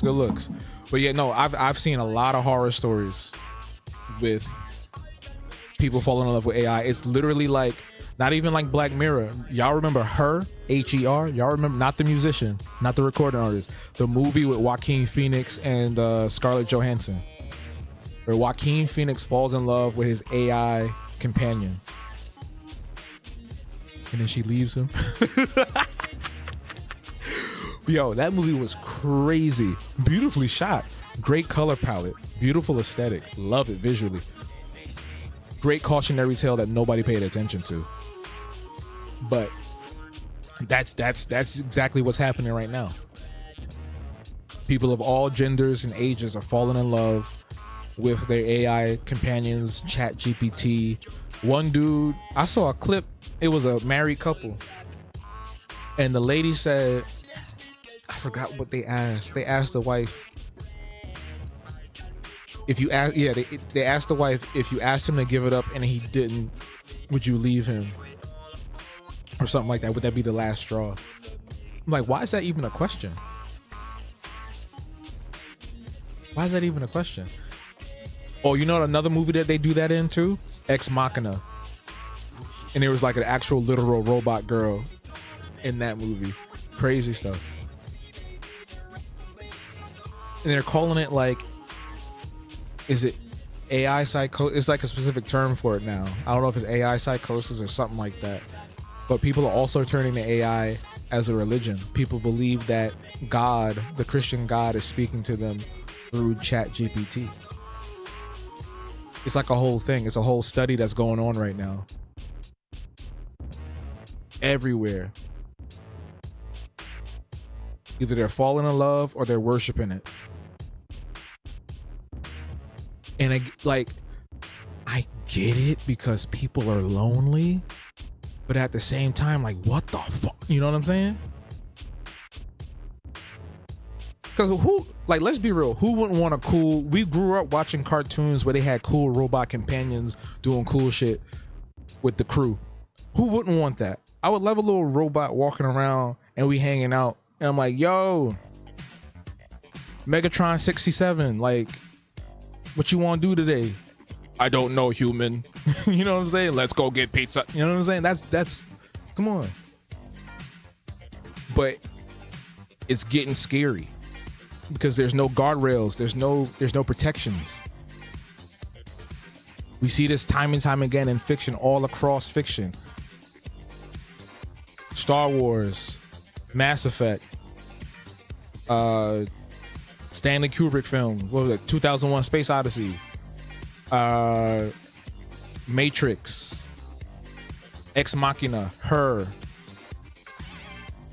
I'm trying to think of other movies. There's so many movies. There's so many movies and TV shows that have been trying to tell us, put some regulation on, put some guardrails on, stop unshackling the technology, stop giving people full access without any rules. They just let it happen. They didn't say, Johan, what's good? They didn't say like, oh, here's this thing and here's what to do and here's not what to do. They just said, here's the thing.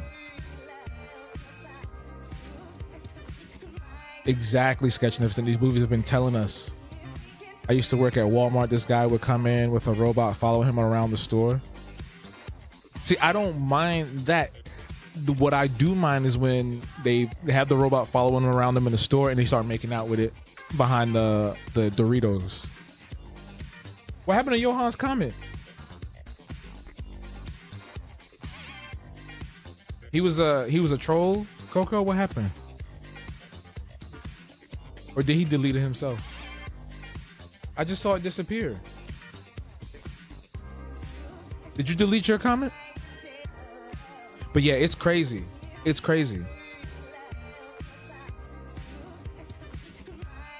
And then going back to the young ones again, like, what we're doing now is creating a generation of kids that, and I'm not trying to sound like an old head, I'm not trying to sound like a boomer or nothing like that, but we're creating a generation of kids that are growing up with iPads and social media and now AI, to where they're not going to have the social skills that we had growing up.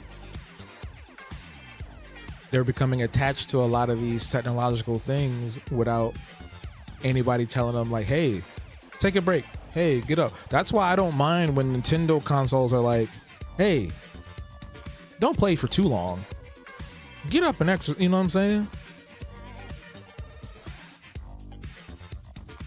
Especially with these live service games that want you to continuously play and play and play and play and play and play and play and play and play and spin and spin and spin and spin and spin and spin and spin. It's like if you go to a KASINO.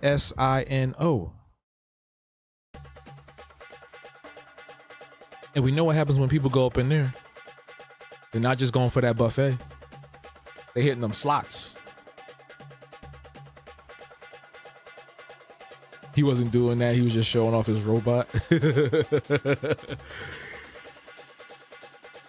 Robot what? We're talking about people with robot companions walking around Walmart. Talking about social skills. I was just at the gym on campus and a girl stood right next to you. Yeah, people got no sense of spatial awareness no more. It's crazy. I don't know you and Kay. We only hit the buffet. Listen, man. You brave.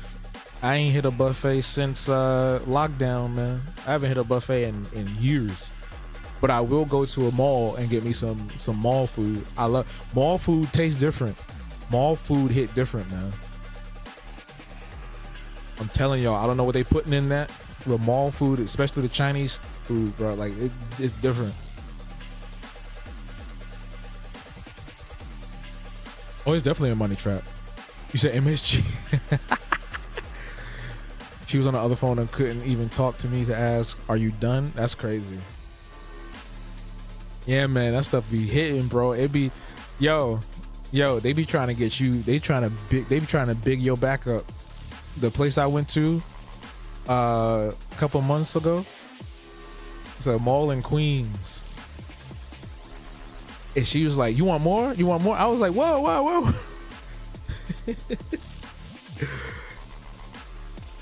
Malls are so empty. Used to hit back in the day. Not the ones over here. The American, what's it called? The American Dream Mall be packed. There be mad people in there. And then the one I went to in Queens, there was a lot of people in there that day. I was getting hot. I was like, why are so many people in here? And then there's one downtown, but that one's a little smaller, but there be people in there. But I think most of the bigger malls, those are the ones that died out for sure. And some of them are being converted into housing. You go to the Korean restaurant in Queens, don't say it out loud. You don't want nobody, you don't want people to come in, because they starting to expose everything now. You can't go nowhere no more. You don't remember the last time you went to a buffet? That's what I'm saying. I used to love. So when I was like 19, 20, I was dating this chick who lived off of Forest Hills. Well, y'all don't even know. People that's not from New York and don't know what I'm talking about. She lived right off of Forest Hills. And she lived down the street. I swear to everything in my life. She lived down the street from a buffet, a Chinese buffet. And our asses was in there almost every other day. Because it was cheap and it was easy. We were young. Well, I think she was a little older than me. But still. But now? No. I saw a video of a kid licking one of them, you know, the little thing you pick up the pizza with? I don't know, the spatula? The pizza spatula. He was licking it and eating the cheese off of it. I'm just like, where's your mother? It's always and yes, he looked like he came out of a jar of mayo. Malls are low key a day party. I like going to malls. I don't even go to shop. I just be like enjoying the ambiance. Like it's just, I don't know, something about malls, man. They're comforting. Maybe it's just like that feeling of a bygone era, that nostalgic feeling when you're a kid and you're just walking around with your family or your friends in the mall and you're just kind of like just vibing. You might get a little something here and there, like maybe some food or whatever. Sit by the fountain. Maybe there's a performance going on that day. Yeah, I miss the all-you-can-eat buffets too. That kind of reminds me of that episode of Curb Your Enthusiasm from like the last season, where Larry and Leon went to they went to the buffet, and homie came over and said, "You can't eat no more." Leon had mad. He said Leon ate like 6 pounds of crab legs.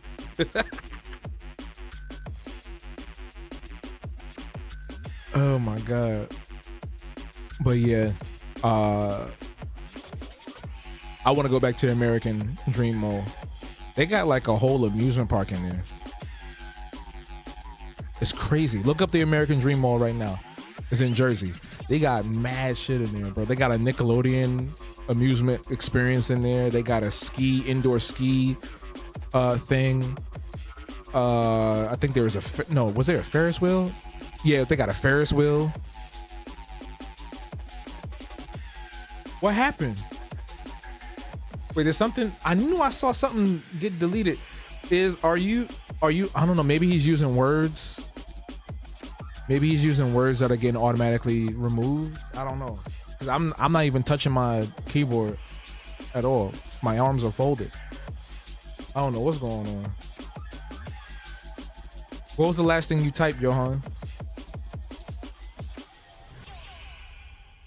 Because maybe the bot is trying to get it. You gonna take to go plates? See, that's how you gonna get kicked out. They're not gonna let you come back, Sketch. They're not gonna let you come back.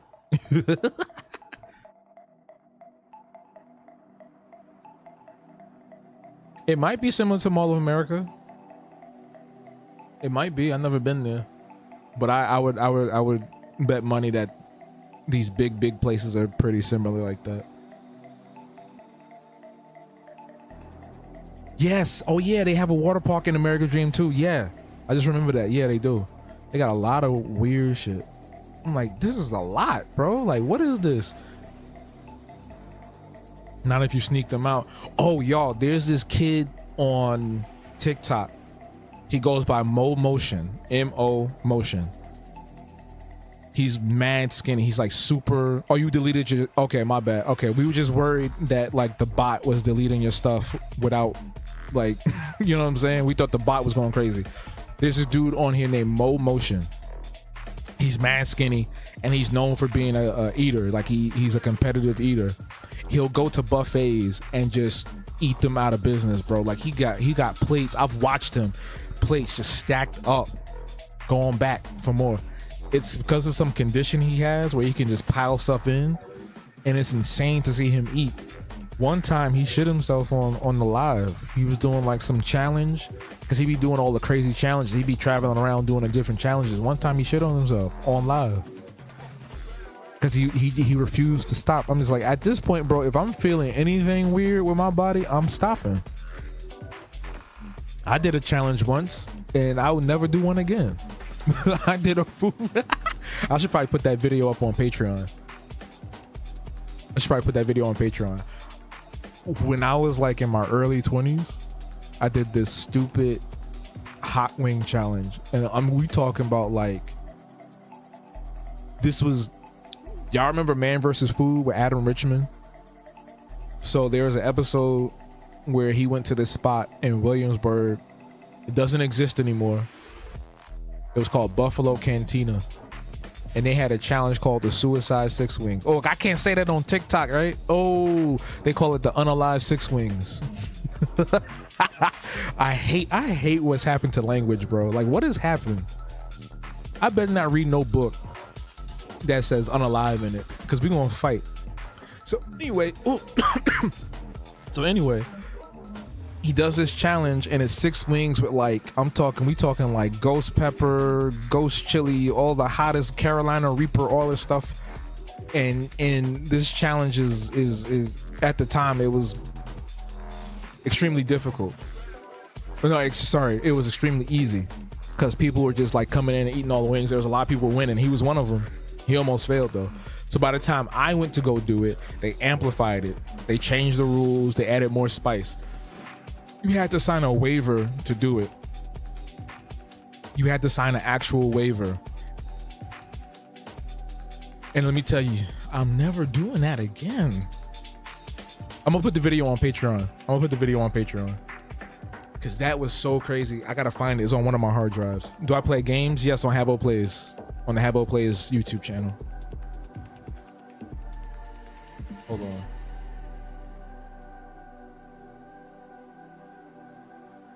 If you click that username, you go subscribe to that channel. We stream every Wednesday over there. Next week is Animal Crossing. And then we're going to play some other random games up until the release of Donkey Kong Bonanza on the 17th of July. There are books that already say unalive. Oh, God, what have we done? What have we done? I blame Ray Williamson Johnson because he be telling them stories on here, them true crime stories, and he literally says this all the time, bro. I haven't seen one of his videos in a while, but he literally says that all the time. Imagine somebody do a news report about you and they talking about so-and-so was unalive. Like, oh, no. That's terrible. Terrible. You feel me? I'm not with that at all. Thank y'all for letting me just sit here and talk today. I don't know. Not that I didn't want to finish this, but I just felt like I just wanted to talk because it's chill. What do y'all think though? What do y'all think it looks good so far? I want to add a background. Basically what I'm gonna have them, what the scene I'm envisioning is that they're gonna be in like this marketplace. And there's gonna be mad stuff in the foreground and in the background. And they're just like traveling. Like they're exploring this world or this other place. That's what I'm envisioning in my head. Hopefully it comes out right. Oh, Sketch, you reminded me I need to watch Demolition Man. I might do that tonight. I've been procrastinating on that for like 4 years. Do I play Terraria? No. Demolition Man has been on my list for so long. I need to watch it. I knew somebody that was really into that movie. I gotta watch it because I know there was like the fast food wars and shit like that. Oh my god. I'll tell you what I do play. So I play Mario Kart World. I play Animal Crossing, New Horizons. And what else have I played recently? Spyro the Dragon, Sly Cooper. What else? Parappa the Rapper. We did Parappa the Rapper a few months ago. That was on the main channel before we divided it into the Habbo Plays channel. I've also done Control, Mass Effect, which I want to do Mass Effect again, but I feel like that's going to be a lot because it's 3 games. What else? Basically anything where I can either play casually and talk, or something that has like a really engrossing story, or I can also be black.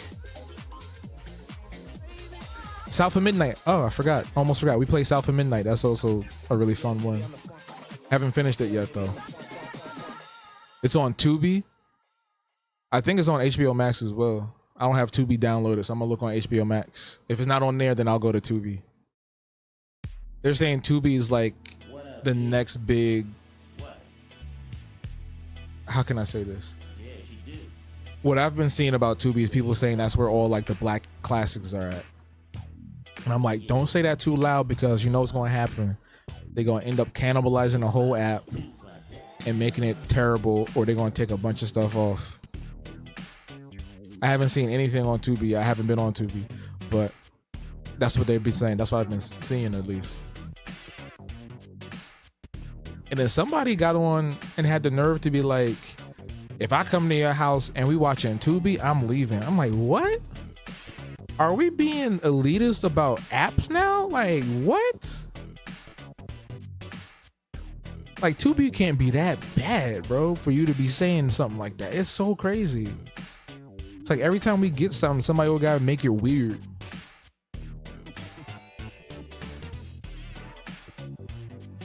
I'm gonna write that down, NVM. I'm gonna write that down. I'm not gonna say it out loud. Because y'all know, you know how it is. I don't know if you know how it is, but like a lot of spaces now, and I'm not just... Let me put it this way. I think gatekeeping is important so that like people don't ruin the aesthetic of a place and also not drive up the prices to a point where it's not affordable or the quality goes down. So I'm gonna write that down in my notes. I'm gonna check it out. What part of Queens is that? Actually, I'm gonna Google it right now. It's probably is it in Flushing? That's where mad food. Flushing and Sunnyside, and maybe like a little bit of Astoria. I feel like they be having the best food. I shouldn't have said that out loud. My bad. Tubi's not bad, but Zeus is. I've heard about Zeus. Isn't that just all reality TV shows? Bayside. Oh, I see it. I see it. Oh, it looks nice in there. I don't be going to Bayside like that. Might have to do that one day.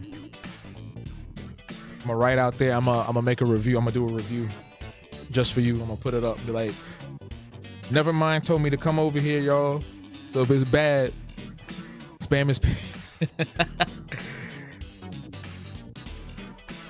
I'm just messing. Oh, that's deep. God damn. God damn. Might as well be in Long Island. Well, I got it now. Tubi, Tubi, not 2B as in like the letter 2 and B. It's a app. Really? I didn't know Bayside was like. You know what? I'm glad I didn't know Bayside was like that. You get what I'm? Excuse me. You get what I'm saying? Like, there's so many spots in Brooklyn now. It's just they went downhill because, you know, some transplant came over. Hi everyone, come with me to this hidden gem. Oh God. Like, can y'all do that in another city? Can y'all go to Chicago and do that? Can y'all go to Minnesota and do that? Like, leave us alone. You know what I'm saying? Like, God damn. Y'all done turned New York into an amusement park, bro. Don't even get me started on that. Don't even get me started on that, bro. Because I can talk about that for another 5 hours. What they did to Bed-Stuy, bro. Oh my God. Just down the street from me alone, bro. They fucked up everything. Everything. These transplants, bro. I swear. The influencer voice is the worst. Come with me. Get ready with me. Oh, they messed up Chicago too? I didn't know that. My bad. We need to send them. Where can we send them? Let's send them to California. California been messed up.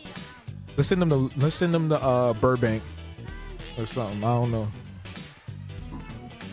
Not Compton. Let's send them to Burbank. Send them to Florida. Florida already messed up, ain't it? Ain't Miami already messed up down there? The culture, the food, and all of that. Low key, I've been wanting to go because I heard the food is good down there. I've been wanting a Cubano, but just haven't done it yet. Little Haiti. Don't send them to. I don't think anybody coming to Texas, man. No offense, I don't think anybody coming down there no more because y'all was wilding. Your state been wilding. Your state been wilding. I know somebody had to flee Texas because of the reproductive rights and all of that. Matter of fact, they can go back to their damn suburb. That's true. Yeah.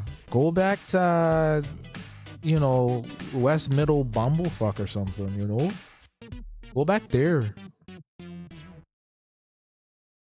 How long I've been drawing? My whole life.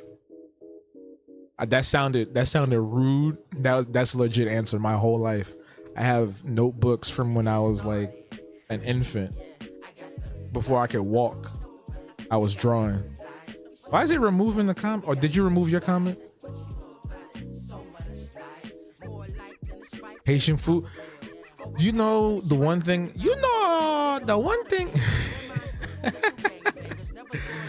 Now, the one thing I don't like about Haitian cuisine are the plantains. I don't like the way they do plantains. I prefer sweet plantain. That fried hard flat plantain is crazy to me. It's like, what did y'all do? What did y'all do? Put it back. Put it back.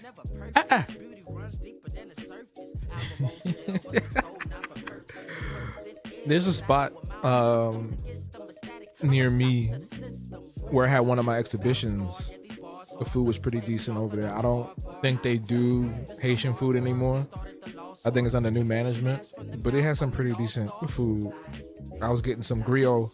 I was getting griot like almost every 2 weeks, every month. I would take all my dates over there too. Use the green plantain. Banan peze. Are you Haitian? You're scared to eat plantains. Why?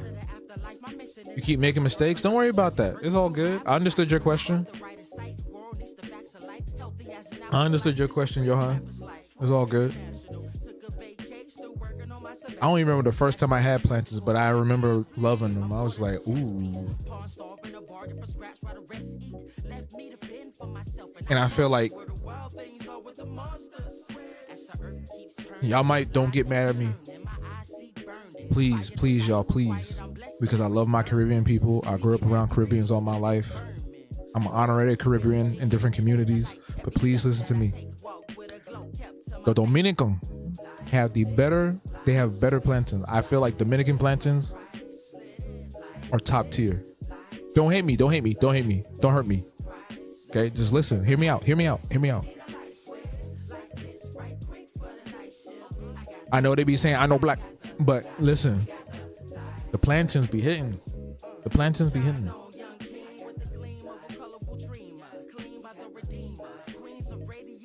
Cuban style plantains? Yes. You need to find the right person who can make them. Oh yeah, you're in Texas. Wait, hold on. Isn't there like a large Latino community in Texas? Or am I tripping? You can definitely find somebody to make some good plantains though. It's a Cuban place around here. They also do yuca root. I think I might have heard about it. I don't think I've had that, but I might have heard of it.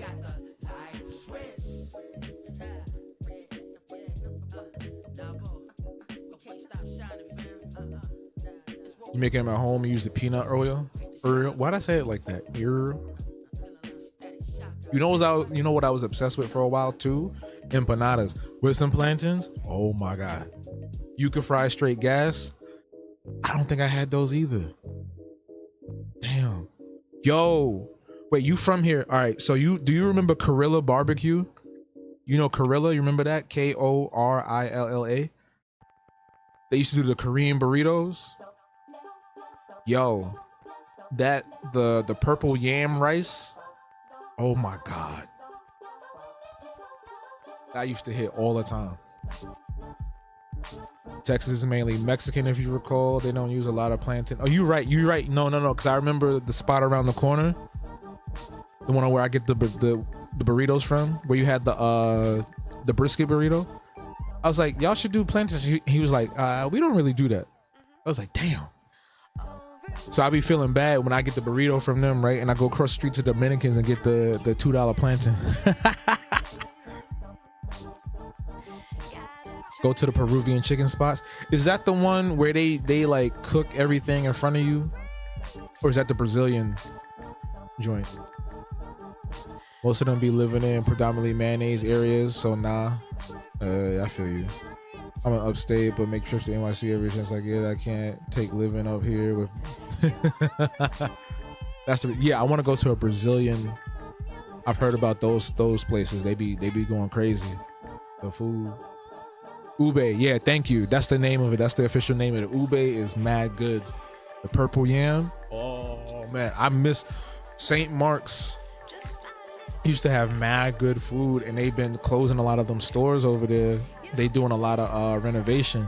Korilla Barbecue used to be in that one spot right before you turn the corner, coming up Bowery, next to the McDonald's and the club. And I would go there. I would take everybody there. I took your dad there, PJ. I took your dad there. Me and your dad, when he came up one year, we went to Korilla. I'm pretty sure. And I also took him to the Haitian spot too. I remember that because he came up to see my exhibition. But yeah, Korilla used to be mad good. They used to do food trucks, and they had a brick and mortar spot, and both those spots is gone. I don't even see the trucks anymore. I think they went out of business. Let me look them up. Brazilian Steakhouse, yeah, exactly. Get you the pollo a la brasa and yuca and sweet plantains. The Peruvian, you talking about the Peruvian or is that the Brazilian? Now, big back summer. It's about to be our big back summer. In Mexico, almost everyone cooks in front of you. I love that. All right, hold on. Let me write all this down. Peruvian. Damn, it's 10 o'clock. What you said, the Peruvian spot. Okay, that. Brazilian Steakhouse. Yuca. fries. Pollo a la brasa.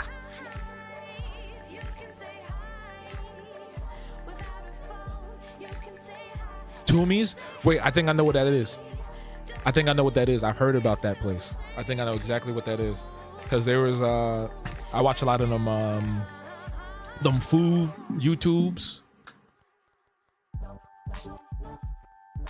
Them food YouTube channels.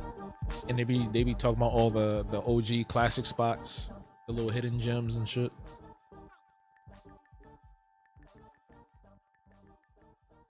Oh yeah, so you see what's going on. Yeah, remember hibachi used to be big? Remember that?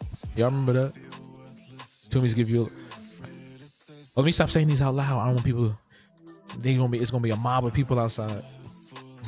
like I'm sitting here in front of like 1,000 people. No, when hibachi first came out, it was pretty cool. Now it's like it's like going to a Chinese spot.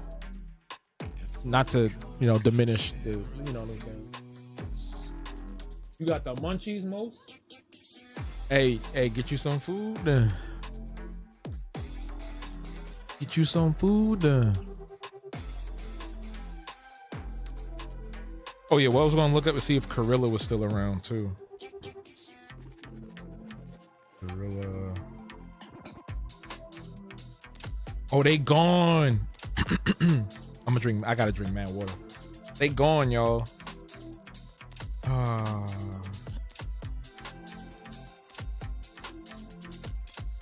Damn. They gone. They've been closed. Probably for the last 4 years, probably too. So I haven't seen their trucks. I ain't seen the stores. Like, damn. Oh, Johan said Pollo a la brasa don't taste good? 5 out of 10. Oh. You never know who's listening. You're right. Timberland could be watching. Timberland probably watched that video. I feel like Timberland probably watched every video about him. So you're right. Hibachi is lazy around it. Yeah, when it first came out, it was the shit. It was hype. Like I remember everybody used to go to Benihana. I went to Benihana for one of my graduation dinners. And it was hard. It was cool. My grandma ain't like it. Not that much. But we was vibing. And then I think it became a little popular again thanks to TikTok when people was trying to go and do those little videos where they film their babies freaking out over the fire. I was like, oh my God, bro. You can't even be a baby. You just can't chill no more, bro. People putting your face all over social media. Grandmas do not like hibachi. They sure don't, man. I swear. They sure don't. Oh my God. I want y'all to look up Gorilla Barbecue right now and look at the food, bro. Like, this is upsetting. They're gone. Beach meal? What's that? Why does that sound familiar? It's a beach meal.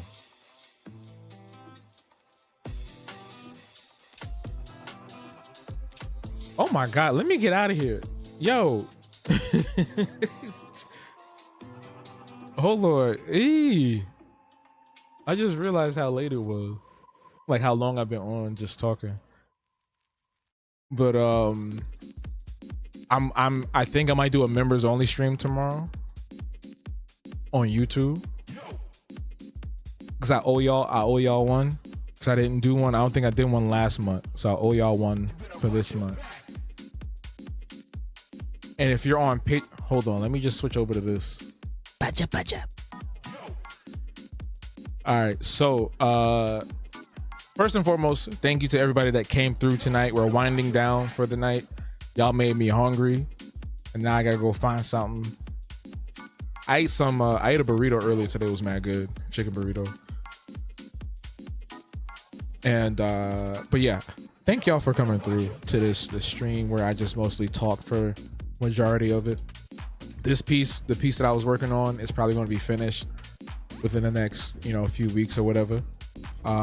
Shout outs to our Shout outs to the friends of BB. Shout outs to our Patreon founders and our YouTube members. I appreciate all of y'all. If you would like to become a YouTube member, you can do so by joining up to patreon.com/Haptunes for $1 a month. And it comes with some really amazing benefits and perks, including access to our private Discord server where we have events every week. We have 2 events coming up this weekend, Synergy Saturday, where we do workouts together, and our movie night. And this Sunday, we're watching Intergalactic, the movie by Kid Cudi, which is amazing. It's a really brilliant animated film. And in addition to that, it gives you access to a deeper look into what I do at Haptunes, my events, the comics, the illustrations, the streams, the videos, and so much more. For more details, go to patreon.com/Haptunes. Link is in the bio on TikTok and in the pinned comment on the chat. And if you're watching this in the future, in the description below. But yeah, that's going to be it for tonight. Make sure you check out my videos on YouTube. I do a video essay every month. So this month's video essay was about Timbaland and AI, generative AI, and the folly of that, especially in the creative space.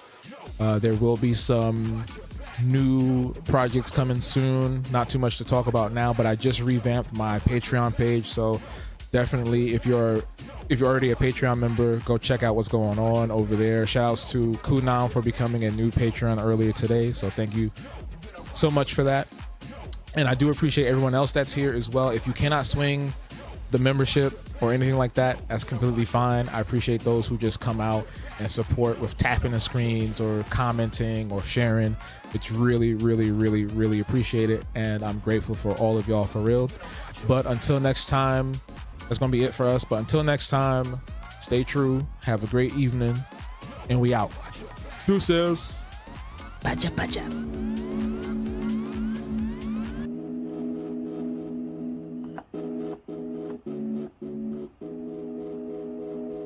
Oh, and check the schedule, haptunes.com/schedule for when I stream next.